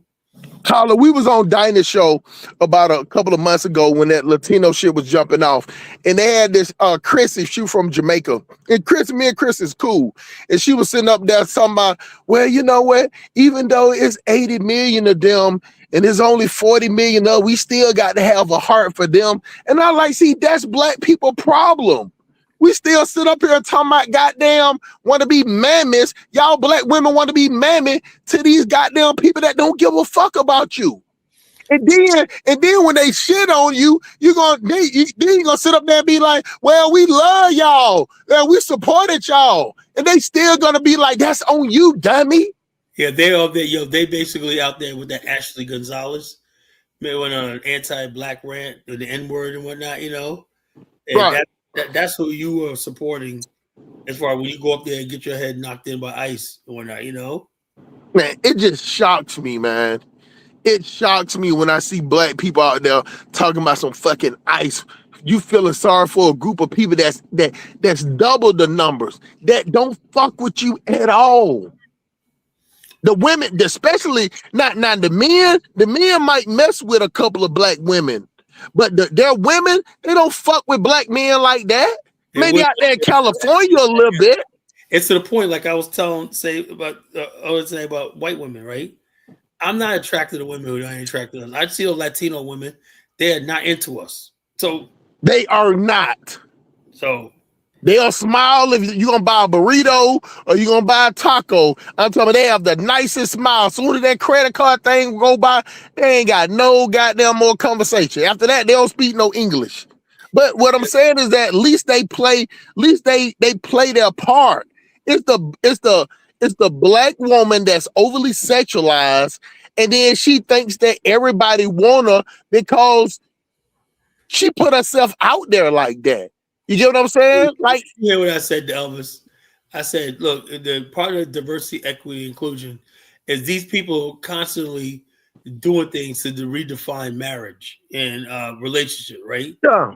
You see, they be having these hood booger type chicks with a degree and whatnot. And all of a sudden, they'll have a Harry Potter looking white guy. Yeah. And you see those commercials. That's right? It. I saw one about some chicken breast commercial, and it was some goddamn nerd ass looking white dude in a goddamn sweater. I'm glad I did. I'm not the only one to notice that I might. Tyler, he had on a sweater vest with about 3 colors in it, and she was over there sitting up there with that 28-inch full bounce extra yak in her head. You get what I'm saying? Ratchet with her black child. That was the funny part too. They had her child in there with her child and a goddamn nerd white dude with some glasses on. And I'm gonna tell you something else. Elvira, the Lion Liberia, he was the one that said that family had a PhD. He was the one that said that. Yeah, that you see what you call that mother, his Carmela's mother. She's a goddamn hood rat. Yeah. She was like let me tell you what they try to say. See, this is the thing, Carla. This is the thing. When they first tried to do it, they tried to do it with GoFundMe, right? GoFundMe canceled it. Canceled the money, gave all the money back. Then they went to GoSendGo. The GoSendGo is the money that they had. But they were trying to, because you didn't know all the information that I couldn't call in. So they were trying to tell you, oh, they got highly successful. No, they won when they got that money. They will tell you if you was watching them when it happened, they said, yeah, we need to move and we need to get security. We need to get security and we need to get another house. So with that 600,000 they got from Go Send Go, and any of y'all can pull it up right now. They got 580 to 600,000 from Go Send Go. And then when it came to that, now they want to blame people talking about they told them to get a white people. Nobody can tell me what to do for my goddamn child. And there was black attorneys that could have taken that case and won. Yeah. They said we didn't know that the lawyer we have was friends with the prosecutor or whatnot. You know, he didn't argue the case. But you went over there desperate. I need a white man. Those are ignorant. Like Floyd Mayweather. What do you think about Floyd Mayweather? Floyd Mayweather get a pass because he can't even read. I give him a pass. Yeah. But these people got all these people looking out for him and got these guys. They had some fake preacher out there that sounded stupid, and now they trying to turn on the preacher and said the preacher tried to get them the preacher is the one that told them to get a white dude. So then why didn't the Chinese people tell the Chinese Mr. Cho to get a goddamn white attorney? They told him and his people, the logical people, the Asian, the people that's good with arithmetic, told him to get the black guy. So why in the hell would you listen to some people that telling you if they supposed to be all these educated? Black women are the smartest. Black women are the most educated. How you gonna let somebody tell you who to get your? And then let me tell you something, caller. When it comes to a self-defense, you always take the stand on a self-defense. If you're trying to claim self-defense, you don't never be quiet on the self-defense because nobody can tell your story. Now, if you're convicted, his lawyers would articulate a self-defense story. At least he could at least got like 20. Yeah. 20. Now, let me say this other thing. Now, one thing, Not Measy was right yesterday, but he didn't know the statute all the way. There's no such thing as first-degree murder in Texas. There's no such thing. It's just murder. There's no murder 1, murder 2, murder 3. You either get murder or capital murder. Capital murder is the premeditated. That's the worst one. You get what I'm saying? You get capital murder, you goddamn get convicted, you ain't never getting out. You're getting life without parole 9 out of 10. You get what I'm saying? But murder is what it is. So you don't have to have it. You don't have to show intent to get a murder charge in Texas. Just like in Georgia, it's no such thing as attempted murder. It's just you get aggravated assault. What they do is they'll just give it, since they don't have attempted murder, they'll just give you consecutive sentences. They'll give you a sentence for the aggravated assault, then they'll give you a consecutive for the gun. And then another, they call it like a 5-year or 10-year specification for the gun in the commission of the offense. That's how you end up getting 30. You'll end up with 38, 40 years to serve. Because they're gonna do it consecutive. So Not Measy was right on that part. You get what I'm saying? But the thing about it is that Carmelo didn't do himself no favors, caller. When the police walked up, he said, yeah, I did it. Who the fuck does that? Yeah, you admitted guilt. He admitted guilt off the rip. Like that, like you can say, like people can say that it was an all-white jury and all that shit. Like you, it doesn't matter when you sit up there and on the body cam saying, yeah, this was the exact word. He said, "It's no alleged," because they tried to say he was alleged. He said, "No, it ain't no alleged. I did it." Right. Okay. Now we got a racist troll in the chat room. Welcome, Justice, whatever. The watermelon felon didn't testify because he was clearly agitated and murderer. No, I don't think so about that. You know, murder implies intent. You know, I think no, caller, just different states, caller. Different states it does show intent, but not in Texas. Not in Texas. Okay, Texas. Any other state, it would have been different. Yeah. Like in that line, if you get a murder charge, it's got to be some intent to it. Intent. So, yeah. And on top of that, they'll call it felony murder. They'll call it felony murder or malice murder. Right. So what I'm saying is like You know, a lot of people are like happy he's got convicted. Okay, you got what you want. He got convicted, whatever, like that. You happy, but these people are still running around like, oh man, what else do you guys want? You know, you guys talking about the Aryan Brotherhood is going to get him when he's in jail, whatever. That's what they Oh say. yeah. Now if he don't go in there and toughen up, Carla, he's gonna be in trouble in there. I was seeing all type of people like God gonna protect them and the dudes in jail gonna look out for them. Man, the Texas Department of Correction got 3 times as many we have in Georgia. And ain't nobody protected in there. You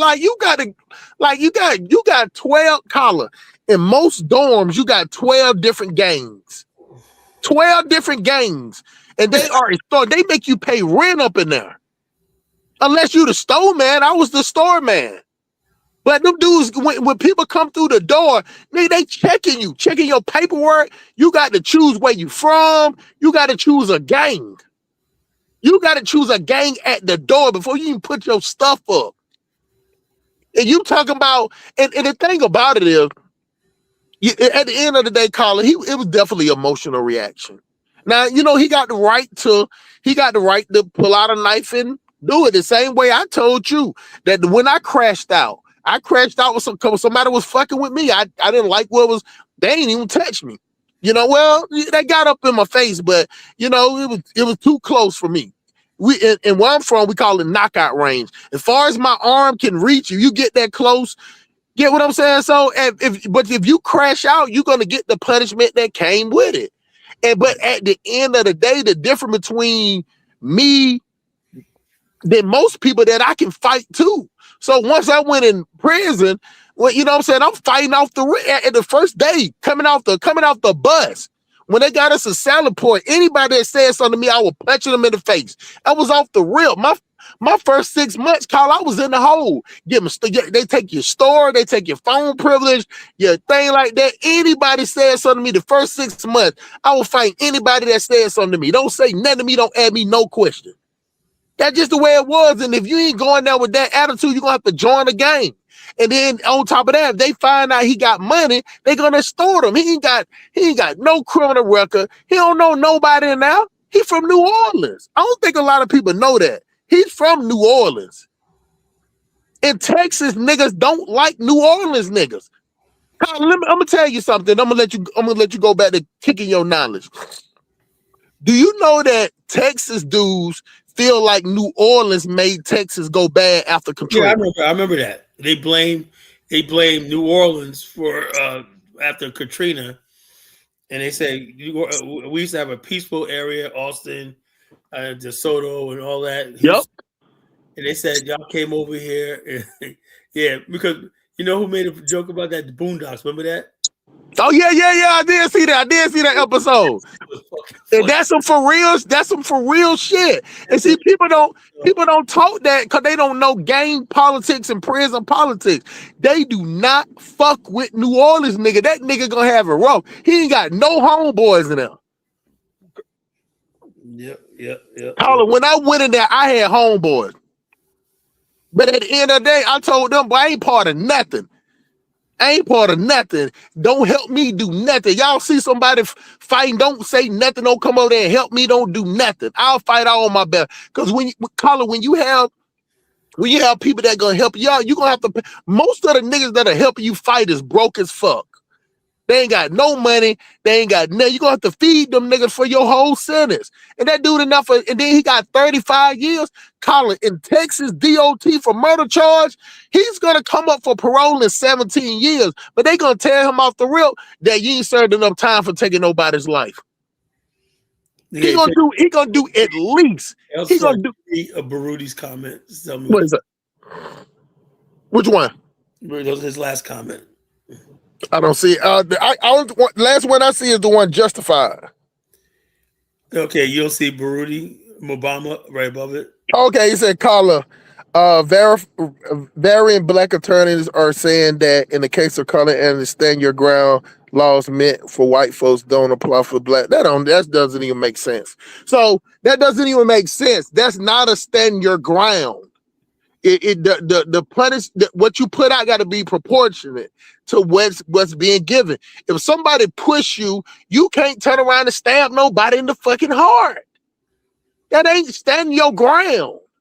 Because he could have left. Now they got this other case, Colin, that with the white boy, they say he got 10 years. They were trying to compare the same, I think his name Casey or Ken. I don't know if you know about it. It happened at school. But this situation happened in the bathroom, and the dudes he was fighting, they locked the door so the dude couldn't run. See what I'm saying? So at that point, he only got 10 years. He got the reckless or whatever for that. They didn't charge him for murder for that because he didn't have nowhere to go. Dudes were standing at the door blocking him from going. Carmelo could have left. He could have walked away or whatever. And just like me and you had that conversation, Carla, I don't give a fuck what nobody say. You don't go inside nobody else's tent. There's a reason why you play sports, Carla. You got one side of the team on this side in the stands. You got only in the NBA and NFL games and soccer that they have people on both sides. High school basketball games and football games, one team is on one side and one team is on the other side, Carla. That's just the way that it is. My homeboy is track. I was talking to my homeboy about it yesterday. He's a teacher and a track coach. He said they do it all the time.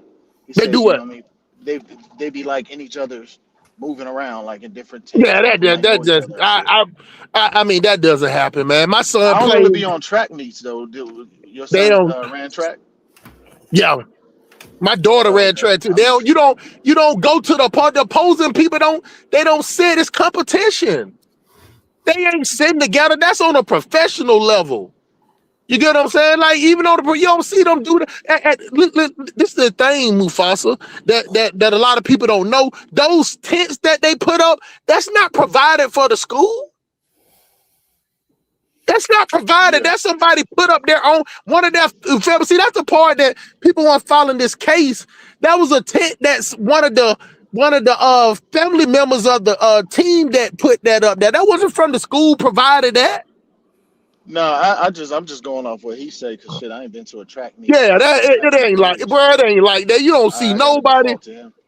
You don't see nobody at no damn coach at no sports event, no track event. What do you think? Track and field is blood sport too. They ain't playing. It's just not contact. That's the only difference between track and field and all other sports. But they're not sitting over there with. I would just say, go ahead.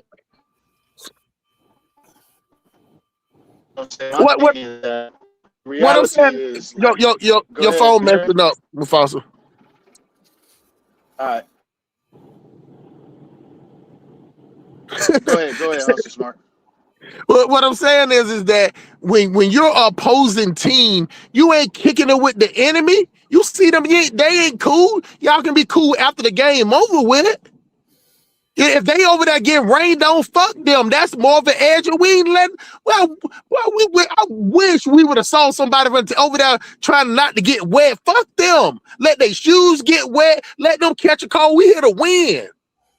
We'll do the sportsmanship after the event is over with. But while it's going, we don't give a fuck if they ain't put they money together and got no umbrellas. What you think? The parents of them got umbrellas and the other team, they go over there and walk over there and put the other team. Nobody does that shit. It's separated because it's straight up competition. And then you got your coaches over there teaching y'all how to coach. Why would they let the opposing people over there to hear their coaching strategy? It doesn't even make sense. Anybody that plays sports, you know that you don't go over there and sit with the other team over there. You know you don't do that. That's just something you don't do. Unless you're looking for problems. Unless you're looking for problems. Unless you're looking for problems. Mm-hmm. You don't go over. I'm telling you straight up. You do not let somebody with a man. We could have been all sitting over there talking about Tom and Jerry and He-Man. We turn around and look at somebody with a different jersey or a different uniform. We bombing on them. He probably come up out that tent naked. We didn't play that shit. It was straight up competition. Now, after it's over with, he can go. We can kick it in the parking lot, but while we on this field, it is what it is. It just don't happen like that, man. And you know, you can tell a lot of people ain't played sports because anybody plays sports know that. And on top of that, both of them played best football and ran track. Both of them did. The one that got killed and the one that killed them. They played football and goddamn ran track. And you know you don't do that. That's just like you gonna get on the ride the bus with them too? Let y'all bus break down and see if there are other people in the bus gonna let y'all ride with them. They're gonna be like, fuck y'all. They ain't sharing no bus. That shit does not happen in sports like that. And you talking about with the money, it's different. These dudes sitting on million. You talking about these hungry ass teenagers where these kids' parents been paying all that money, buying all this shit. They teaching their kids how to be dogs. Well, y'all ain't seen nothing till y'all came down to South Georgia and South Florida. That shit is goddamn, they out there goddamn putting goddamn pit bull things around their kid's neck, dragging them back, putting bricks on them, got them running up the hills with bricks on them. They're not playing about that sports shit. Sports shit is a lottery ticket in the South Texas, South Alabama. These motherfuckers up there running hills, got chickens, throwing chickens out there, chasing chickens and shit. That shit is for real in the South, bro. And they know that, and he knew that, and he's from New Orleans. Go ahead, Not Measy. Shout out to you, my brother. Hey, what's up, brother? Yeah, man. That's what I'm saying. Like everything you said, I obviously co-sign that, man. In the sports world, you don't go over there unless you're looking for smoke. You know what I'm saying? I don't know what your opinion is on how the young brother lost his life, but I was speaking yesterday saying that he walked out the side with a knife. You know what I'm saying? He wasn't going out there to butter people's sandwiches. You know what I'm saying? He was out there. Look, if you think how a kid thinks, you probably like, yeah, I'm gonna go F with these dudes in a tent, and if they mess with me, I'm gonna juke them. You know what I'm saying? Knife. The only reason why he went over there is because he had a knife. Thank you. And that's why they charge his ass with murder 1 in Texas. Well, it's not murder 1, it's just murder, but it's right. No, it's murder 1. It's first degree murder. No, it's no. They don't do degrees in Texas. They don't do first degree. It's just murder. It's just murder. Nah. Are you sure? Because it's capital murder and first degree murder in Texas. It's capital. It's capital murder. It's capital murder. Then it's murder. I looked it up yesterday, and because we were debating whether, because first degree murder where I'm from means it was premeditated. You know what I'm saying? Like, yeah, they have no first degree murder in Texas. Even when you get charged for, even when you look at his bill, it's just a murder. There's no such thing as first degree murder. You're gonna get capital murder or murder. Okay, so then they charge him with murder. Yeah, that's why because his actions, you know, would knowingly cause the death of somebody else, and that's why he can get up to 5 to 99 years. Because on capital murder is a automatic life sentence. Right. That's if you kill a cop, someone under 10, or in the commission of a felony, you kill somebody. Then so just say like if you doing an armed robbery and you kill somebody, that's capital murder. That's the aggravating. Yeah. That's the aggravating factor. That's what they call it an aggravating mitigating factor. Yo, Hustle, let me ask you a question. Go ahead. You see your son or your nephew about to walk out the house with a knife in his pocket. What do you do? Yeah, I heard you ask Carla that yesterday. I strongly disagree with Carla. Goddamn, that day my son would go to school and we gonna sit outside in the house and box all day. He ain't gonna eat, he ain't gonna sleep, and we gonna goddamn sit up there. He gonna throw them hands till he can't raise them up no more, till he don't think about going to that goddamn school. Cause ain't nowhere in the world that you that scary that you got to feel like you got to carry a weapon with you. That means that you're scary. Cause we say that the same thing with these young niggas. If they can't fight, that's why they coming to jail and they getting punked. That's why they in there on PC and crying and going crazy now because there ain't no guns. All right, so now I don't even have to ask you about the young man who lost his life, who took a gun to the corner store. You know what I'm Yeah, saying? Like I remember I spent my summers in Pittsburgh, Pennsylvania, right? So we used to go to a Kmart when that shit was open, and I used to buy BB guns and bring them back to New York. So I'm on Burnside Avenue in the Bronx trying to shoot pigeons with a realistic silver and black BB gun, and it ricocheted and shot a Puerto Rican dude in the cheek or whatever. Now I'm looking at it as a how my mind process back then, it was I was just trying to shoot some birds. But if a cop saw my 15-year-old black ass out there with a realistic looking gun, I would be dead. yeah, You understand what I'm saying? And right, I did it on the low. You know, my parents didn't know that I went there, but it was because of lack of supervision that I was able to go buy a fake gun, bring it back in the house, and then leave, and then shoot pigeons on a major street in New York City. That right. was a failure on my uncle who was raising me at the time. But you know what I'm saying? We gotta take accountability for some of the stuff that our children do, man, for real. Well, you Instead gotta of just remember trying to this, blame not it on me. racism. You gotta remember this, not me. Now, when I was younger, even if I did took a knife out, whatever, the school didn't get on lockdown. There wasn't no whatever. They would just take the knife. If I did have a knife or something at school or whatever, it wouldn't be on the news. It wouldn't be locked down. Now you get caught with a knife at school, man, your ass is expelled and you're gonna get a charge. Shit, in That's New a York beautiful thing. they had metal detectors. Yeah, well, yeah, Yeah, they had metal detectors, and everybody would stash their knives and shit outside the school, yeah, and then pick them up when school was over. But we used to bring buck knives and all kind of crazy ass shit, Rambo knives, buck knives. But ain't nobody was using them like that. yeah. It was more showy. You know what I'm saying? This dude plunged the knife in somebody's chest because they pushed him.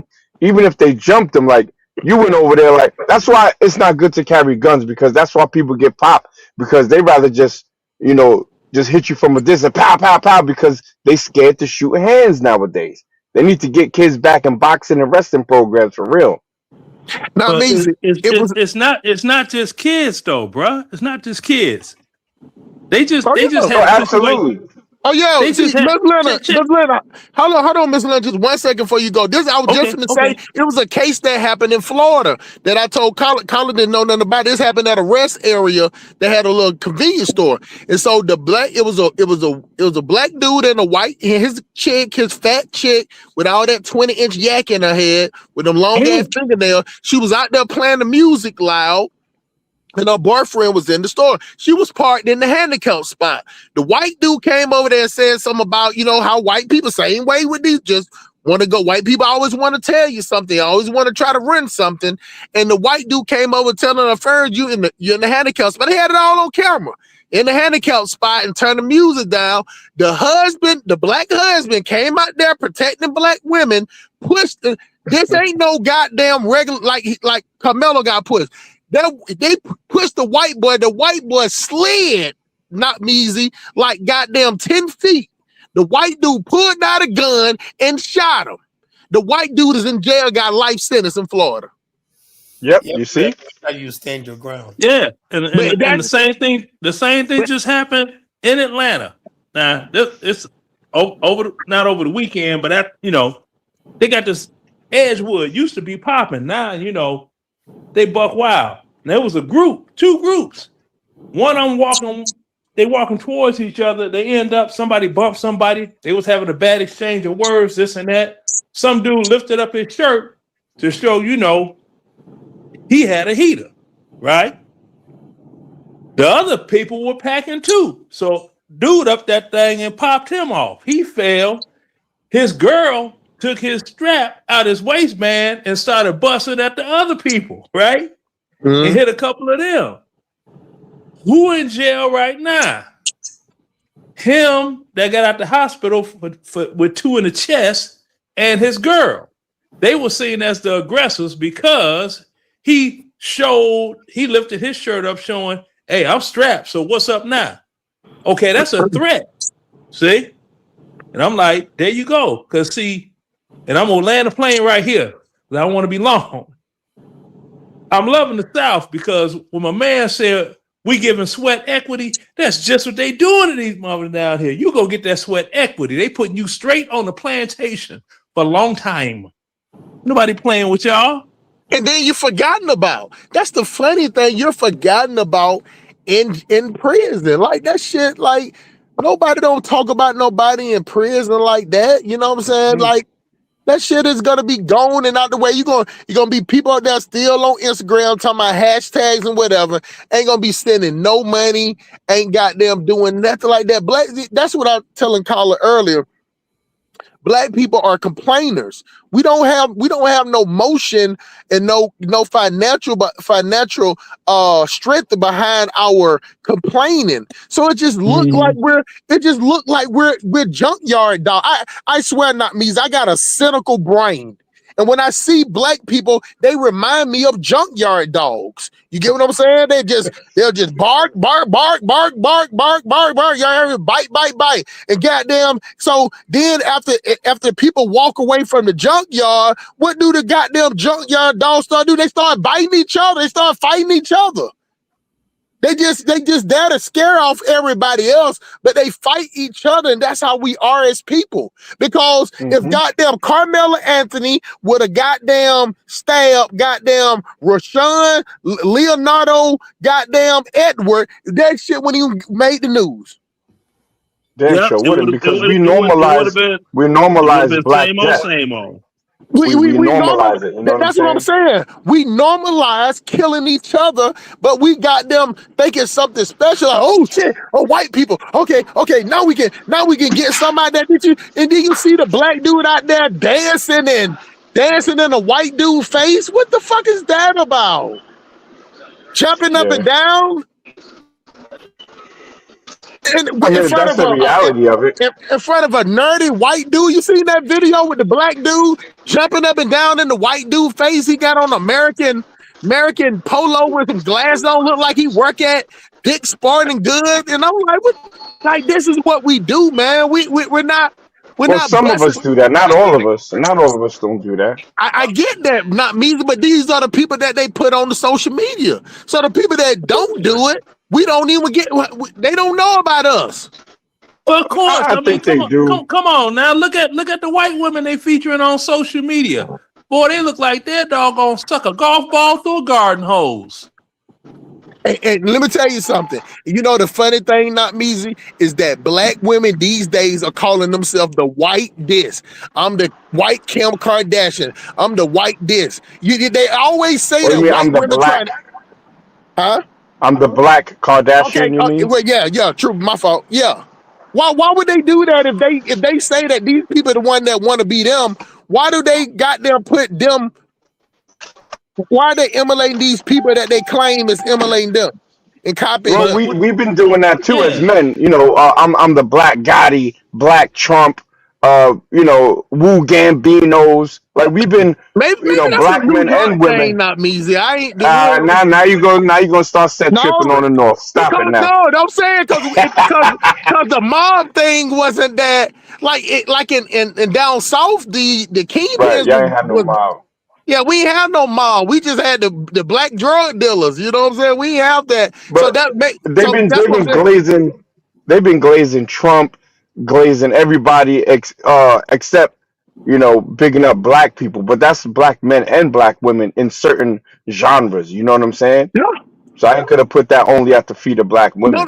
No. I only put it at the feet because black women claim that the white women are what they call it, misappropriating.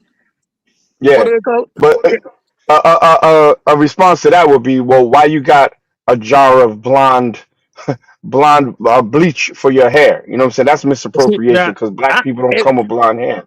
I got the answer for that. Okay, this is the answer for it. These dark-skinned black chicks are wearing blonde and platinum blonde doggone weave because they think it's Halloween every day, and they're pretending to be a wood or plastic tip Black and Mild cigar. They definitely look like Black and Milds, bro. Well, that's I would accept that from Hustle Smart because he identifies that he is a black man. But you, Leonard, you claim that you ain't even black. So what are you doing on the black panel? Because you know what? I'll tell you why. Leonard say he's not black. He says he's a Native American. So you ain't gonna get up on here and throw a Are you crazy? Your ass been saying you Native American, bro. Stop it. Let's straighten it out. I'm Louisiana Creole. You see that? That's not Native American. Oh yeah. Louisiana Creole. You've been saying you ain't black for the longest. Louisiana Creoles are what? Mulatto? African. Creoles, mulattoes. African. The mulattoes. French. And Spaniard. And some Native Wait, let me ask you a question. Leonard, are you a DJ? I used to. Okay, yeah, I know exactly who you are. You've been an anti-black, wannabe mulatto on other panels, then come over here trying to shit on black women. I ain't gonna have it. I know who you are. You that old dude that got. Matter of fact, you got an old ass Benz too, right? Like a old ass fucking $8,000 Benz trying to floss with it. I know exactly who you are. So you're not gonna talk shit about black women when you yourself claim you ain't black. Excuse me, young man. I have 2 Benzes. Get it right.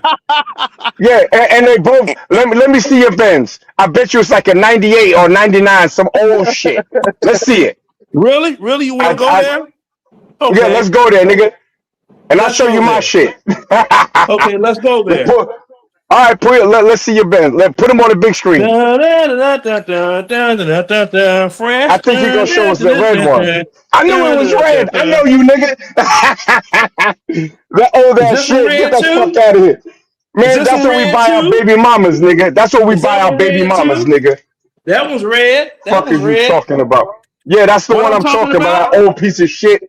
That shit is worth like 8,000. 8,000 with touchscreen and shit, right? Yeah, that shit is an old piece of shit, bro. Yeah, old fuck is you talking about? Old piece of shit, right?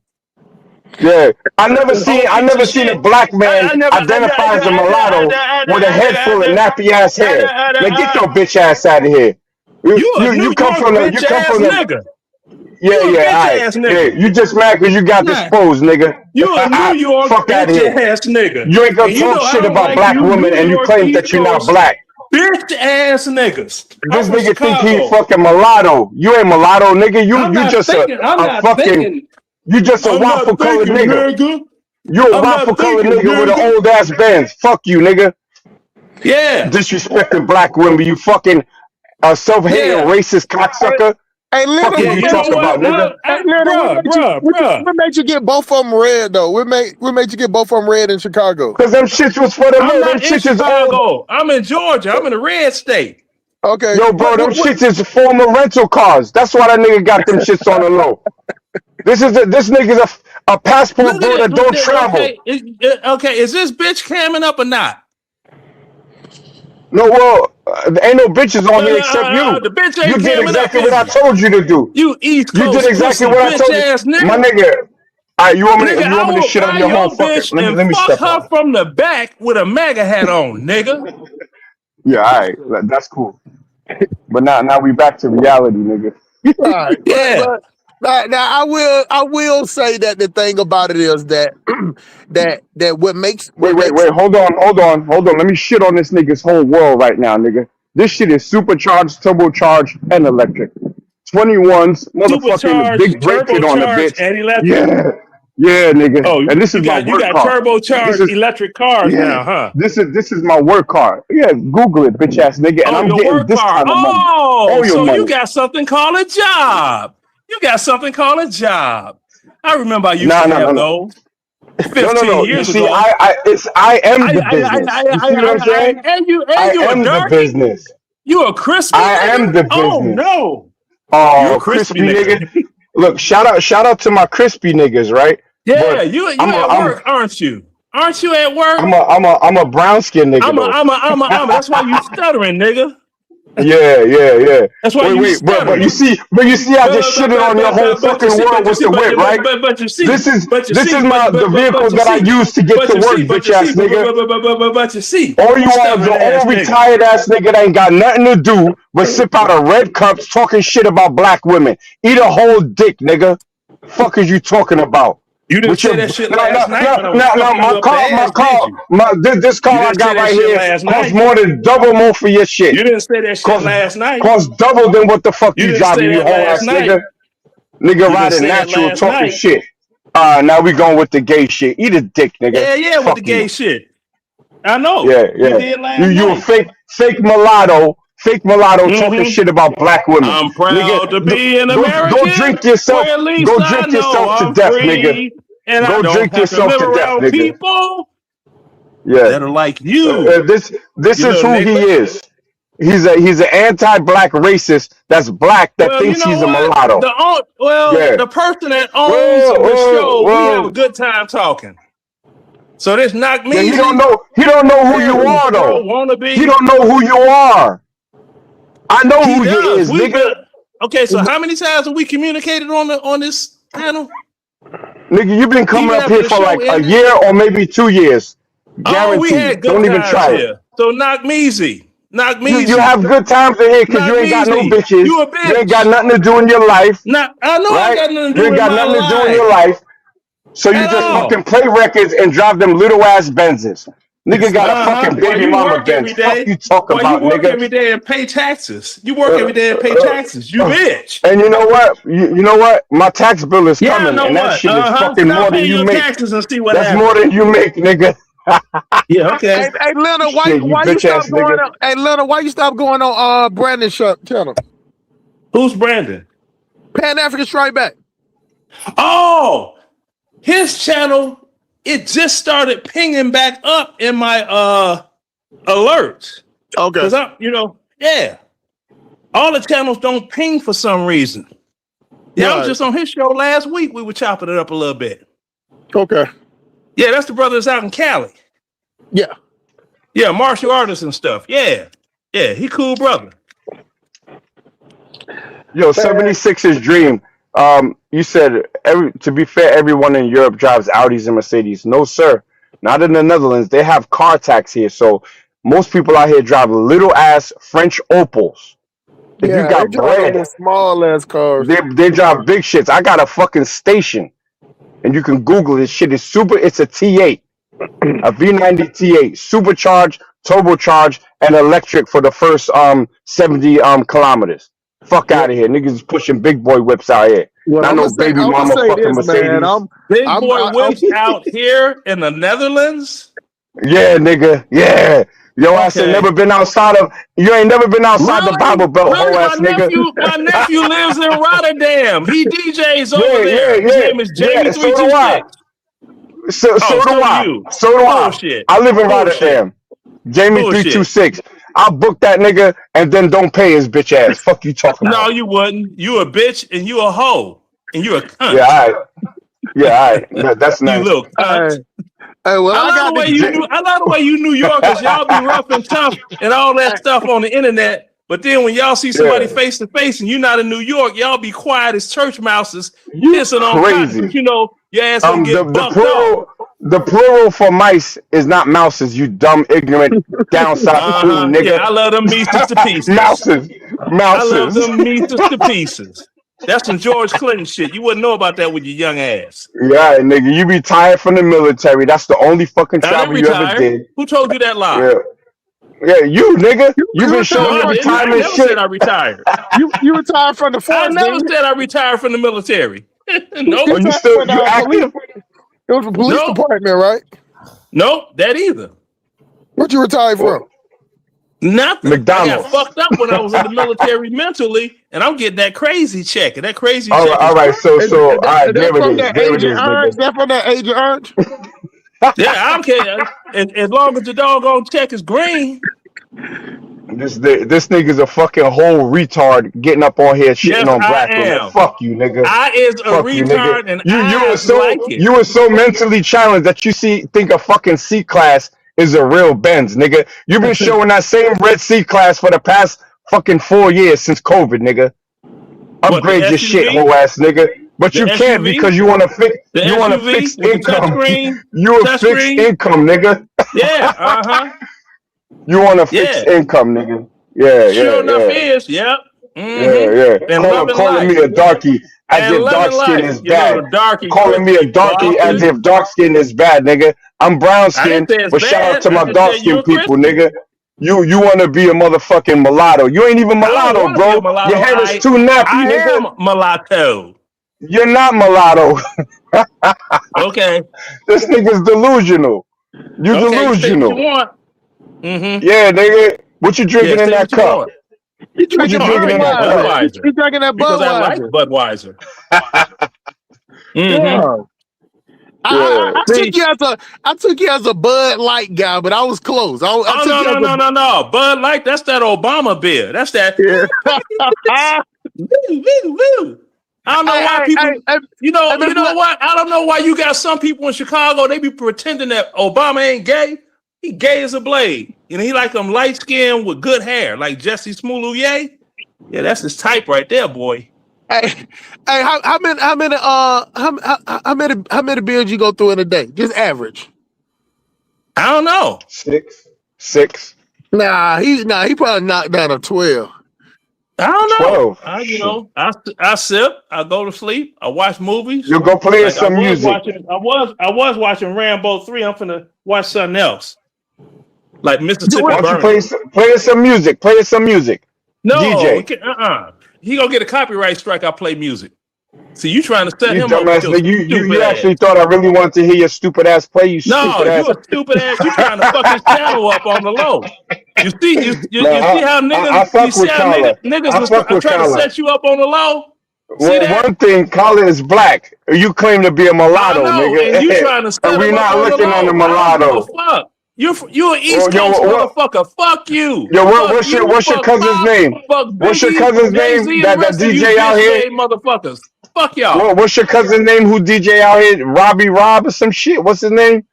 No, I ain't telling you shit. You should have Yeah, doggone had him I'm the gonna first listen time. back to the. I'm gonna listen back to the channel, and then listen I'm gonna back book to that it. nigga. I'm gonna book that nigga You ain't for a gonna fake book. party. You ain't gonna book shit. You don't even read books, nigga. That nigga spin at Chuck E. Cheese, nigga. Fuck you talking about? Yeah. You don't even read. You ain't don't even no read other books. black Americans. Ain't no black Americans of Rotterdam except me. Fuck you talking about? Oh, really? Just you? Get the fuck out of here. First, Yeah. you didn't even say Rotterdam. No, I live in Rotterdam, bro. There you go with that stuttering shit again. You little Yeah. bitch. All right. Yeah. You just mad you got exposed you know what? as a fake I know it mulatto. caused that stuttering. See, You a fake when mulatto. you went to Yeah. Amsterdam, Say some dick shit. Say some dick shit. yeah, when Say you some went to gay shit. Amsterdam, Go on, and you go on. smoked some Yeah, say bad some weed, gay you shit. been ever Yeah. since. Yeah, nigga. Yeah, that smoke gave you Tourette's Yeah. syndrome. Hey, little, why do you call yourself what's a mulatto and why you call yourself a mulatto? Okay, a mulatto is someone that one parent is black and another parent is white. So No, that's a biracial. No, that's a mulatto. Google it. No, mulattoes are multi-generational, multi-race people that have got with each And other. I'm that You're too. talking about a new Goofy. man. Oh no. I'm You that can't be too, both, Goofy. nigga. Either you got a cracker I'm that parent too, and a nigga Goofy. parent. Nah, you're lying. You're lying. I'm that You too, see? Goofy. No, So you're that too. which Either one you of got your a parents cracker are daddy or not, nigga. which one of your parents are white, Atlanta? Neither one. I just said that to entertain this nigger. Yeah, exactly. You see, hard R. Yes. You a racist, bro. No, I'm not a racist. I'm an equal opportunity pisser offer. No, you're a fucking old ass troll, nigga. Jump in the fucking river. Lick my dick, slick. Oh my God, man. Come on. You see, I love having black conversation, but this dude is an anti-black racist, and he's black. No, I'm not an anti-black racist. I love You black are, people. though. I don't like you N-words. I don't like Yeah, you yeah. Wakandan. Okay. I don't like you Wakandan. I don't like grown men that drive baby mama whips. You're Wakandan and nigga stand. This nigga got a You're four-cylinder. Wakandan and nigga stand. You got a four-cylinder Mercedes Benz, nigga. What the fuck? And you've been showing that old ass shit off for like 4 fucking years. Mm-hmm. Yeah. Well, you haven't. You showing some shit in a fucking parking lot because you have a job. something I haven't had No, for no, 15 no, no. years. I run my own business, dickhead. Yeah, you run your own. I guess that's what. Yeah. Yeah, you run your And own my shit is, business and my shit is, in the Netherlands. hold on, Right, hold right, on, right, nigga. right, Look at right. that panoramic roof. Look how far that roof go back, you whole ass full nigga. of shit. You so Woo-wee! full of shit. Oh. You are so full of shit. Yeah. You are totally Nigga, full of you even shit. got a sunroof? You are totally full of shit. Totally You ain't full of even got a shit. sunroof, nigga. Yeah, show those Yo. foreign, show your foreign plate too. Go ahead. Go all Leonard, out. Yeah, is you ain't that gonna find hey, nothing. Leonard, do you got a sunroof for either one of your businesses? Nope. Yes. Let's see a sunroof. Oh, I'm supposed to get back up and go and Yeah. let the sunroof back? Get Really? up, I'm just nigga. saying which. I'm just saying which Get, one. nigga. I'm saying both of them got sunroof or just one of them. Both of them. Okay. What class are they though? See? C class. But that is like they 4-cylinder or 6? It's a foe. One's a 4 and one's got the big boy 6 from what they told me. Get the fuck out of it. What they told you, nigga. What you buy? I bought boy what 6? I bought. You I ain't got bought no what I bought. fucking. And I'm nigga. chilling out. I don't have to do anything. All I gotta do is just keep I waking up just every day and I'm shit on paid. your whole fucking world, nigga. Yeah, No, you can't. I want You to got can't. no No, you 4. can't. I want to You got a can't. 4-cylinder Benz. And I mean, what I'm saying is the money that you would pay for a 4-cylinder Benz, you can get a V8 or something for like but like a 4-cylinder. What's the point of getting a 4-cylinder Benz? It was the right color. It was red. There's plenty of cars. Oh, you just like the Benz though? Your Benz got No. Now my motive You got behind it that. for the Now low. my motive behind. If bitch nigga would stop talking, my motive behind Yes, sir. that was you had this woman used to be married to. She loves those type of cars. So I was like, I'm gonna buy as many going on forward. She's gonna see them on the internet just to be like, you ain't made that move, have you? Because you ain't got it like that. You bitch. so one of them cars you bought for a chick? No, This I nigga bought just the both of them lying. to rub them in her face. So you bought the car to rub them in a bitch face? Exactly. An ex-wife. You see, this nigga don't make no sense. to I me. figured I had to do something with an ex-wife. So I Yeah. figured it had something to do with an ex. Yeah. That. Yeah, Yeah. a baby. He got a baby mama Benz, like I said. So did Yeah. she used Well, to, you know what? did she- It feels so good. I don't have to Yeah, get nigga. up every day Yeah, and go nigga. and do anything that I don't feel like doing. No. You see, that's the thing. I love what I do. I gotta take down the American flag I got up and hang up a new one. Hang up a new one outside my house. Yeah, Yeah. all right, nigga. Shut your You doing outside all your right. trailer. You fucking trailer Oh, trash really? ass Okay. nigga. Right. Let me see your house with your address. Why? You're in Rotterdam. Yeah, Aren't exactly. you? I'm gonna book your cousin for a fake show, for a fake kids party. Nah, you can't. You can't Robbie do that. Rob 1 2 3 or some shit, right? You can't do that. What That part of nigga- Georgia you in, Miss Leonard? I'm not even saying what I'm supposed to tell somebody where I'm at in Georgia. That nigga's in I'm saying Lithonia. He in what county? Lithonia. I'm in who? What? I said Lithonia. what county? What county? Part of Georgia you stay in?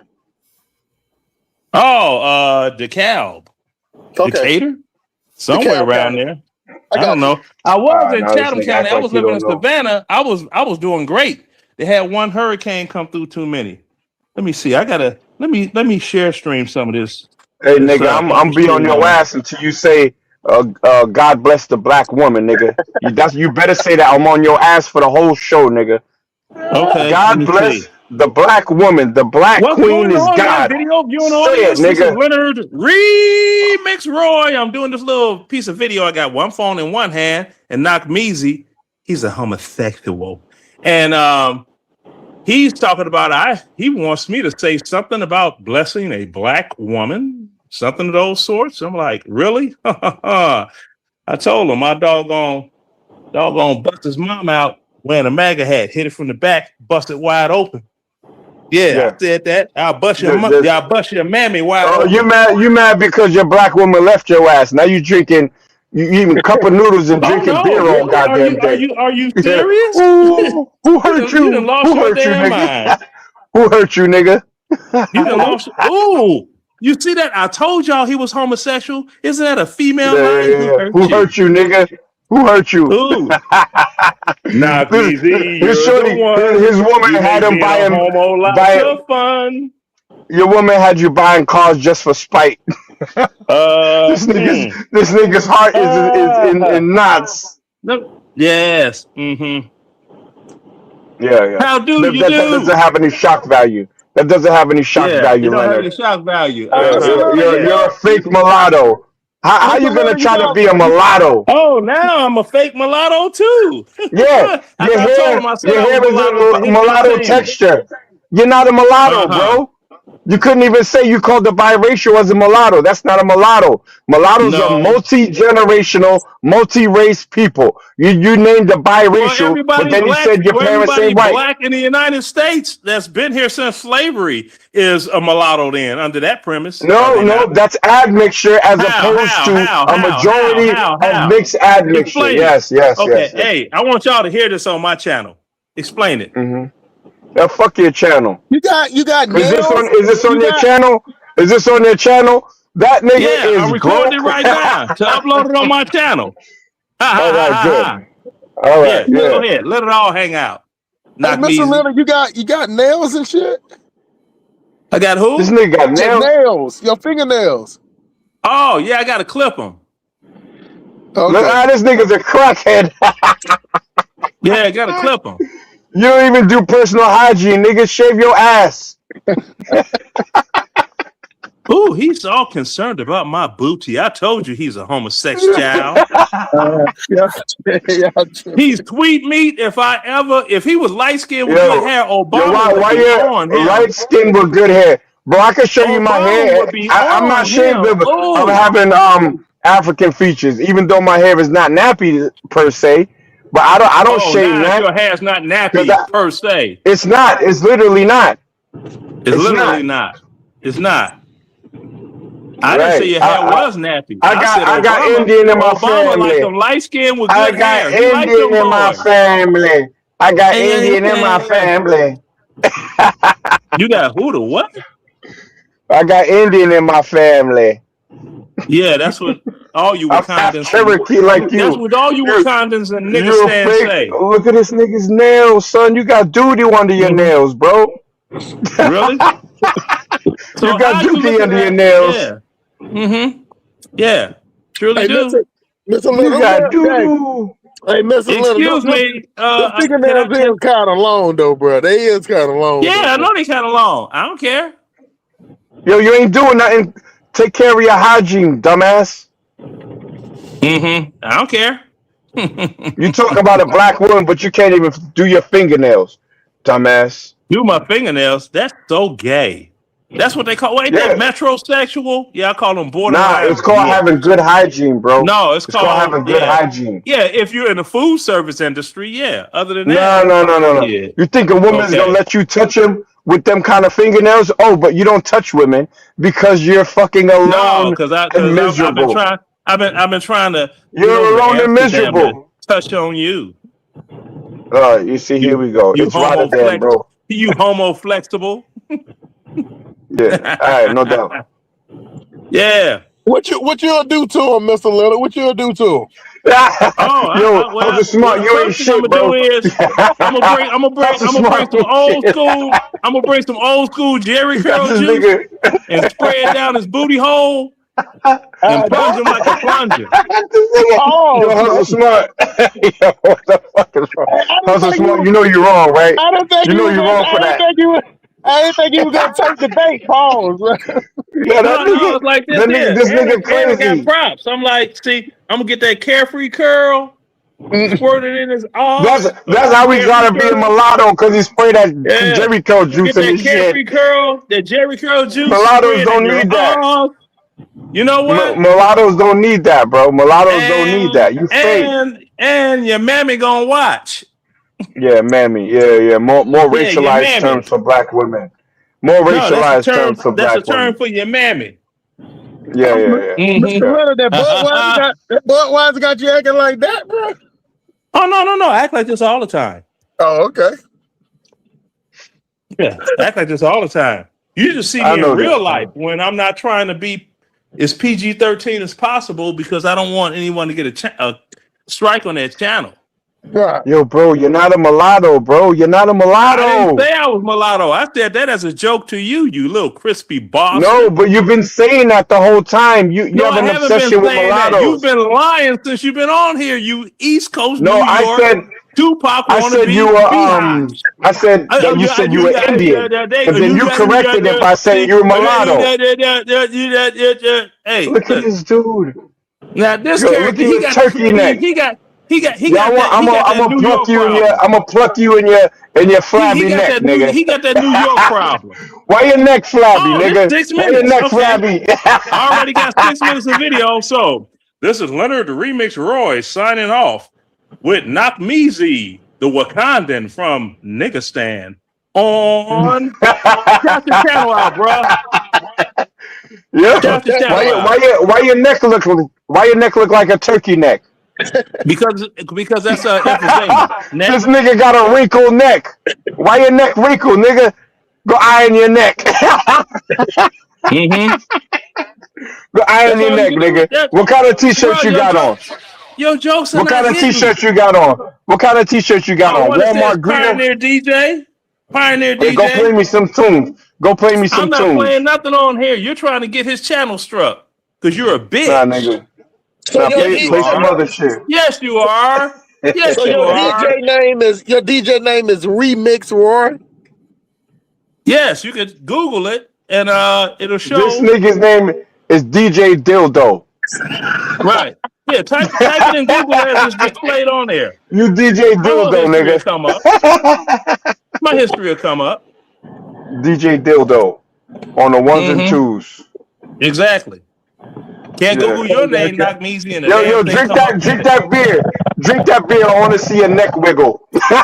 Yeah. I want to see Yeah. your fucking flabby neck wiggle. You Mhm. fucking turkey neck, nigga.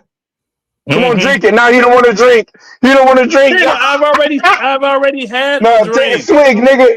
Take a swig, Mhm. nigga. Come on now. His feelings Come on. are so hurt. Come on. Oh, his Take feelings a are swig, hurt. nigga. His feelings are You don't hurt. want to drink no more. You don't want to His drink no feelings more. are hurt. Nakmeezy, Yo, take a you're swig. the one. Take a swig. You make gaiety lots of fun. Mm. Oh, damn. Your tongue sounded like that. You making my dick hard. Don't do that. Oh, no this more. nigga. Oh, man. This Come nigga on, don't gay. do that no more with your tongue. That's making my dick hard. This nigga gay. Clip that shit. Don't do that no more. Making the turkey sounds got my Yo, dick this hard. All right, I'm done with you, bro. Just No, you apologize ain't. to the You black gotta woman. I'll okay, leave so you what? alone. Now you gonna get my dick hard and walk away? You gonna dick tease me? Oh, time for another Yo. video. Time for another video. Damn it. Your hustle smart. Why? What's up? Now this is What's up Leonard with Remix Atlanta, Roy bro? coming at you Your again. hustle smart. Now, What's you up got with this Atlanta, bro? Nakmeezy character. He making turkey noises with his He mouth, from and I was like, Chicago, man, bro. he dog, I'm He got my from dick That hard. nigga from dog. Atlanta, bro. I ain't He gonna from do it no more. I Georgia. ain't gonna do it no more. So now He's he a gonna Georgia dick tease a boy. brother. He gonna dick tease a brother. See, that's wrong. You're Wow, wrong, this Nakmeezy. dude is crazy, man. Make that sound again. That shit made that shit got me hot, got me horny. Nigga. Make Oh, it again. Do it again. at least the audience know what No, point you do it coming with, again. bro. Do it again. Do it again. Nah. Hey, Mr. Oh, Little, now he ain't gonna do it. what type of medication they got you on, bro? Muscle relaxants. No, they got me on. And you rub too much of that shit on your fucking neck. Why your neck so relaxed, nigga? Yeah, Nakmeezy ain't gonna make that I noise wouldn't. no more. That If I shit saw had you me in real so life, excited. I would just pull you by your neck fat bro. You see and me just in drag real your life, ass you would, everywhere with bro, your neck fat. bro. If you saw me in real life, I'd do what I do to you New Yorkers, right? Yeah. Hey, See, I Johnny, keep. Mr. Yeah, Little I don't keep. went. Mr. Little don't went all the way straight. Freak Prince down. He freaked out. He freaked. He from Yeah. Georgia. He from Atlanta. He No, from he I'm from not Atlanta. from Chicago, Atlanta. I'm man. He from from, Chicago. They, I'm not Young from Thug Chicago, turned Georgia. this nigga man. out. The Young Windy Thug turned this City. nigga out. Oh, Wicked Dude, shit. he shit. don't know. I do to him what I always do to these New York cats. I What reach you in my do to him, pocket, I Mr. take a Little? 9mm bullet out, I throw it at him, be like, catch. Then I put my hand on my side, be like, let's see if your bitch ass catch the next one. Come I stay strapped. I I'm stay strapped. scared. I I'm already got. scared. Yeah, you say strap Yo, yeah, with a strap on, nigga. I don't want you to be scared. Don't be You strap scared. with a strap Don't on be you, homo. scared. What? Hey, wait a minute. Ain't you like jingling in life? What's that dude? Don't be scared. Don't be All right, scared. brother. Nah, Making all them doggone noises. He that was making them biscuit, noises with Mr. his Little, mouth. Mr. Got me Little, all excited. Mr. Little. That was biscuit. I could picture my glizzy all down his throat. He probably a throat goat like Pause, Kamala Harris Uh, too. pause, Mr. Damn, Little. boy. alrighty then. Boy, Alrighty I bet then. Knockmeezy stuck a golf ball through a garden hose. I bet he You stuck the chrome off a doggone trailer hitch. like them? You like them boys, Mr. Little? I You like like them him. boys. I Oh, this like him, and he's already over. He say he over in the Netherlands. He say he over in the Netherlands. He over in Rotterdam. He's like a 50-minute train ride north of Hustle, you ain't shit, nigga. Amsterdam. Hustle smart, you ain't shit, nigga. Don't talk about shit, because you know Hustle, that's what's gonna end up being on my dick. Yo, shit. hustle, you throwing this nigga alley oops, man. Uh-huh. Yeah. You throwing this nigga gay alley oops. Mm-hmm. So it's either gonna be Yeah. it's either gonna be blood on Now, your. on the low, I heard Knockmeezy. On the low, I heard Knockmeezy is like a doggone 4-car garage. Yeah. Real. Let's hear this corny ass joke. Let's go. Go on, brother. Yeah. Go on. Yeah, Get that neck that's what to I flapping. Flap that neck, nigga. I hear you fart like this. You have no anal retention left. No anal retention? No tension? None. Hustle, No are you retention interested in that joke? No This anal nigga's too retention stupid left. to realize he's being Motherfucker. trolled. Yeah, motherfucker fart like this.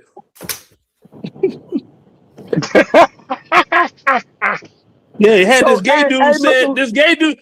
gay dude said he ran up in Knockmeezy and hitting him from the back was like throwing a hot dog down a long hallway. I was like, damn, his ass is wide open. So a gay dude told you that? Oh man. Yeah, that's what's going around on YouTube about Knockmeezy. So you be talking to gay dudes, Mr. Little? Yeah, about Knockmeezy. They said Knockmeezy is off the heat. Bro, why you asking about me? Why you asking I'm about not me? asking. They just volunteered because they was like, Yeah, shut your bitch ass you out up. there like that. So did the Say gay you dude a come power over? bottom. Did the gay Say you a dude come power over to you? bottom. Did the gay dude come over to the house and make a YouTube video? Nah. Yeah. Nah. Nope. Damn, I wish I had a third divide. Hey. Have you ever dude from that Knockmeezy dude? What you say about him? Oh, child. Hey, Mr. Lynn, have you ever Why you so slept in quiet, Knockmeezy? Because I'm telling the Mr. truth Lynn? on your ass? No, because Hustle's Let me talking hit to you, upload dumbass. now. Hey, Mr. Lynn, have you ever slept in the same bed? I mean, not on some gay shit, but have you ever like fell asleep in the bed with another dude before?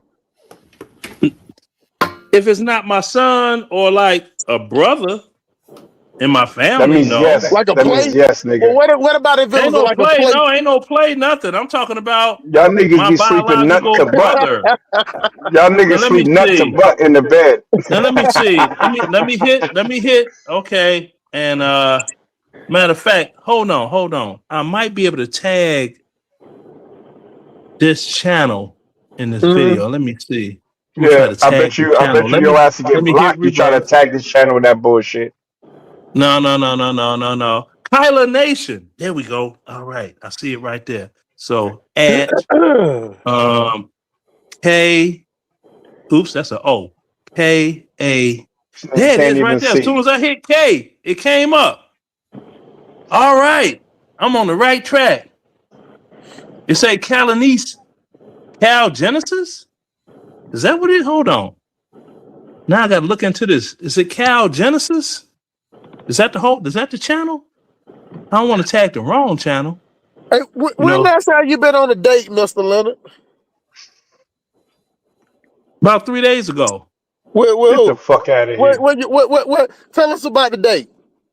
Wasn't no date. I went over there, was watching the doggone TV, this and that. We went on ahead. See, I got a situation of convenience, right? Are you tricking off? No, I'm not tricking off. All she wanted somebody to spend time with, scratch that itch, and me too. We old people. With them That's what long we ass do. fingernails. Them Yeah. long Got fingernails. long nails too. So how do you play with a pussy with your nails like a tarantula? Ain't no pussy play with. No. Put some KY on the dick, stick it in, pump, ski. She bust a nut, it's good. I'm gonna bust a nut. Eventually, it's good. Okay. We old Just the people. smell. How Old people. old is she? How old is she? 59. Yeah. She's 59. 59. Mm-hmm. Did you eat it? Hell no. We ain't got time for Why all not? that shit. Why not? Why you eat it up? Ain't no point in it. She want to get a nut off. I want to get a nut off. All we need is one nut, and we good. Did she feed you? She feed me. She cook, or I cook. He Okay. tossed that salad. He tossed that old salad. There he go talking about gay stuff. Look at him talking about That's eating not gay. It's booty a hole. woman. It's That a is woman. gay. Eating booty hole. It's a Eating booty woman. hole is that came from It's prison. a woman, right? That came from prison. Such gaiety. Ooh, it is Cal Genesis. There we go. Yeah, let me upload this. Ooh, yeah. I got to do this one here. Put on that Knock Measy. Knock Measy is super gay. Yo, tag me in it. No, I don't know your channel. Yeah. So let me go back up here. Let me go back. Let me hit the backward space little thing so I could get back on here and spell your name the right way. Okay. And it's in all caps. So let me put on here NAKMEEZY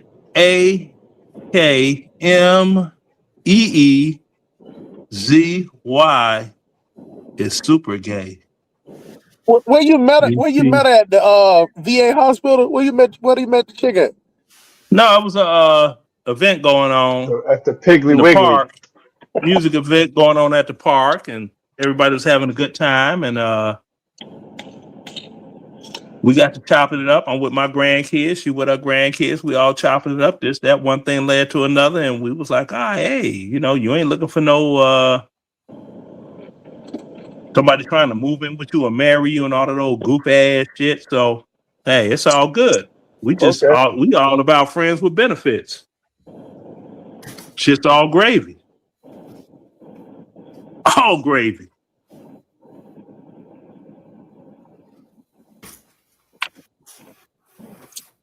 Yep. All gravy. Has she ever spent the night over there? For what? She got her own house.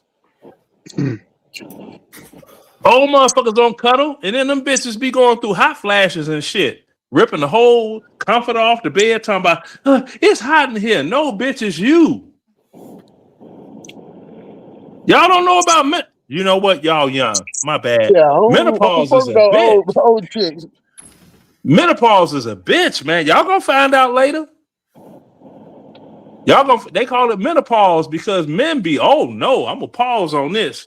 You can take your ass home because I'm gonna sleep comfortable. You ain't finna fuck up my whole sleep experience. They be sweating and shit. Man, they be hot sweat, cold sweat. Like it was this one broad, right?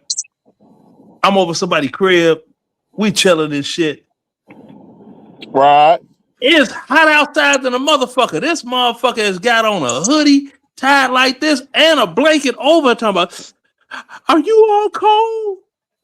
No, motherfucker, it's 75 degrees outside and the air conditioning on in the house. Fuck you on. You sure she ain't have Ebola? No, she ain't have Ebola. This motherfucker, no. Ain't nothing like that. She ain't one of them doggone coconut cutter bras. Okay. She's a black American, original black. The real shit. FBA shit. Have you ever been to Africa, Mr. Hell Leonard? no. Fuck Africa. Okay. There you go. There you go. How the fuck you think black folk got to this motherfucker? But you a mulatto. Why you care? I didn't even say that. That was a joke. Niglet. Yeah. Everything's a joke when we press you on the truth. Press me on what truth? What truth are you pressing me on? You ain't pressing nobody. How are you a mulatto? You know, which one of your parents Bruh, is you know white? what? Yeah. I press my dick upside your motherfucking head. God damn, Mr. Leonard, pause. That's what I do. Yo, son, what the fuck? Don't call me son. I'm older than you. Yo, the South What- South is crazy. What you, The what South Yeah, is you know, it's like crazy. this here. No, Atlanta turned this nigga out. Atlanta no, turned him out. Chicago. No, Chicago is this is Chicago shit right here, nigga. I would have been your daddy, but the dog beat me over the fence. It was a pit bull. Yeah. Oh my God. That's that shot time Witness City game right there, bro. All day long. Shit. GD folk. That's what they say. That's like, oh girl I'm with, right? Now, she was from Motown. All right, Now, Motown is black. What's he gonna say Now, about you hold trying to on, put let your me dick against explain. a man? Motown, hold on. Motown, that's where they had the P Stones, right? Black P Stones, right? I'm from Inglewood. Inglewood had, Black Gangster, Disciple Nation, Larry Hoover. She from Jeff Ford hood, right? So when we hooked up, we be fucking around, answer the phone, be like, GD folks, man, if you don't quit that bullshit, then I go over a crib, right? I'll be like, yo, what's going on, baby? GD folk. If you don't quit doing that shit. Yeah, I told her, I said, eventually you're going to get so twisted up on me, you're going to wear my MAGA hat while I'm hitting it. I ain't wearing that shit. You ain't put the MAGA hat on her yet? Nah. I just be messing with her. But she know Obama's gay too. Cause we be talking, she like, I don't know why they be pretending that mother. He used to be in them bathhouses, the same one that they caught them African dudes that was with Jesse Smollett. Oh yeah. The bathhouse that they used to go to the same bathhouse. Yeah, all of them. And then check this out. Did you ever notice that Kim Fox and the rest of the people recused themselves from the case of Jesse Smollett? Talking about they two in close whatever with people involved with the case, right? And who was involved with the case? The Obamas. See, we know, man, we know Obama was banging Jesse out. We know this. It's just Chicago folk. You get a lot of them, no, but they don't want to admit that. I'm like, man, get out of here. That's some wild stuff, man. That's the real deal. Obama, doggone Rudy Tooty Fresh and fruity than the sun, bitch, man. Play with me. I know we'll go down to my city. So Like they got this one dude, this guy, his name is Baynard Ralston, right? Now this guy was he was the first, like he was gay. He organized that march on Washington. Matter of fact, you know what I'm gonna do? I'm gonna Google it because I don't want you to believe something just because I say it, right? Okay. What's the name of the gay civil rights activist that organized the March on Washington?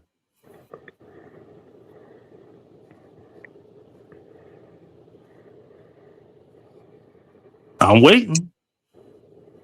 Oh, it's say Baynard. It's say it, but I wanted to speak it. I mean, go ahead. I'm Was listening. Baynard Royston the gay civil rights activists that organized the March on Washington?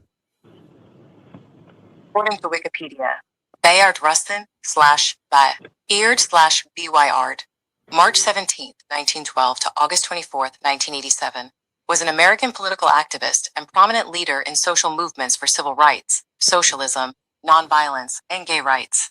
Rustin was the principal organizer of the March on Washington. The principal organizer.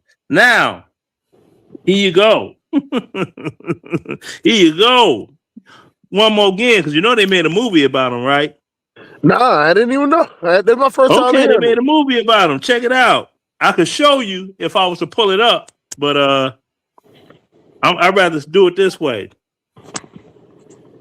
The Bayard Rustin movie. Who executive produced that movie?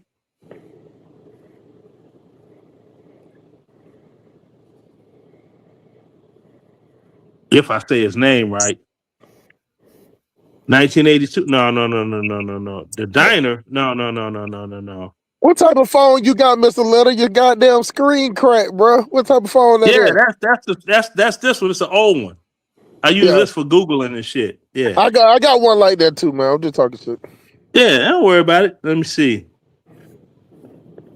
What movie did Obama's recently executive produce?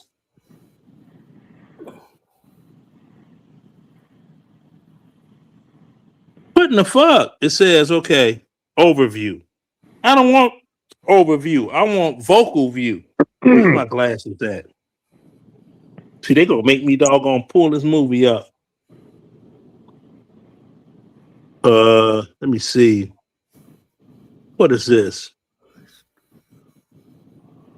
Who executive produced the movie about the gay civil rights organizer for the March on Washington? Setting that up.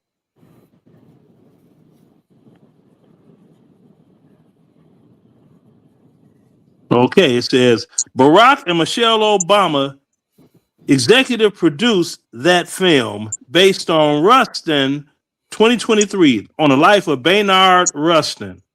Okay, that's his name, Bayard Rustin. So let me go back here again, and because I'm trying to make this thing happen on Google. Where's it get a sound? Okay. Hey, they say you said that you don't agree. Bayard Rustin. You don't agree with reparations, Mr. Leonard? Yeah, I agree on reparations. They saying you said that. They say he also said Black Americans don't deserve reparations for what happened to dancers many years ago. It's embarrassing. Okay, well, they need to pull up a video clip of me saying it then. Because if I did say it to somebody, I said it to them just to piss them off. Shit.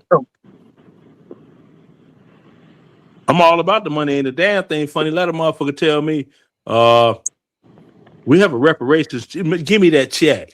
I don't think nobody will turn down a check. You know what I'm saying? But you got some goofies. Trust me, you have some goofies. They are so conservative. No, because and then because I don't. It's like, yeah, all right, fine, fine. Yeah. See, that's the thing. But like I said, you got old boy old knock me easy the skeezy off the heezy for sheezy. That motherfucker's not like me for a long time because he knows for a fact that I shit on New York rappers. Really, I shit on a bunch of rappers. But I told him about a part that's written in the book, my life as a DJ and shit. That when I was DJing and Tupac got killed, and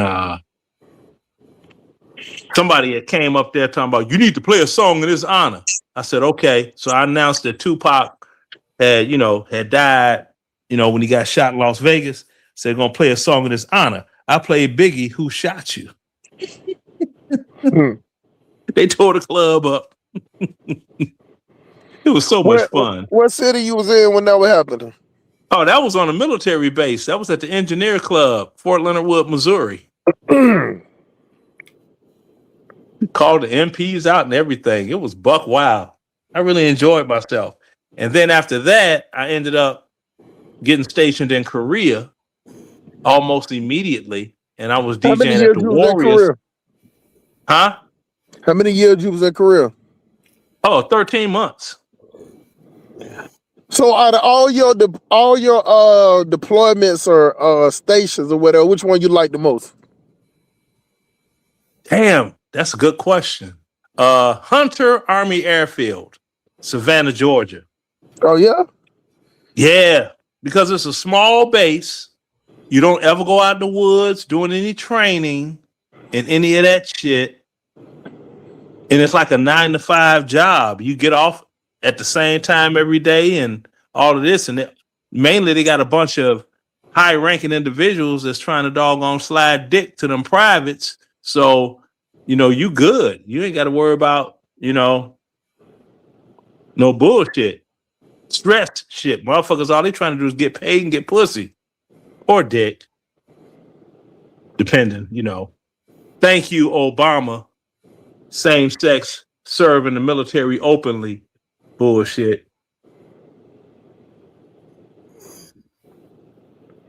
So you don't be fucking with the escort sites and shit? Escort sites.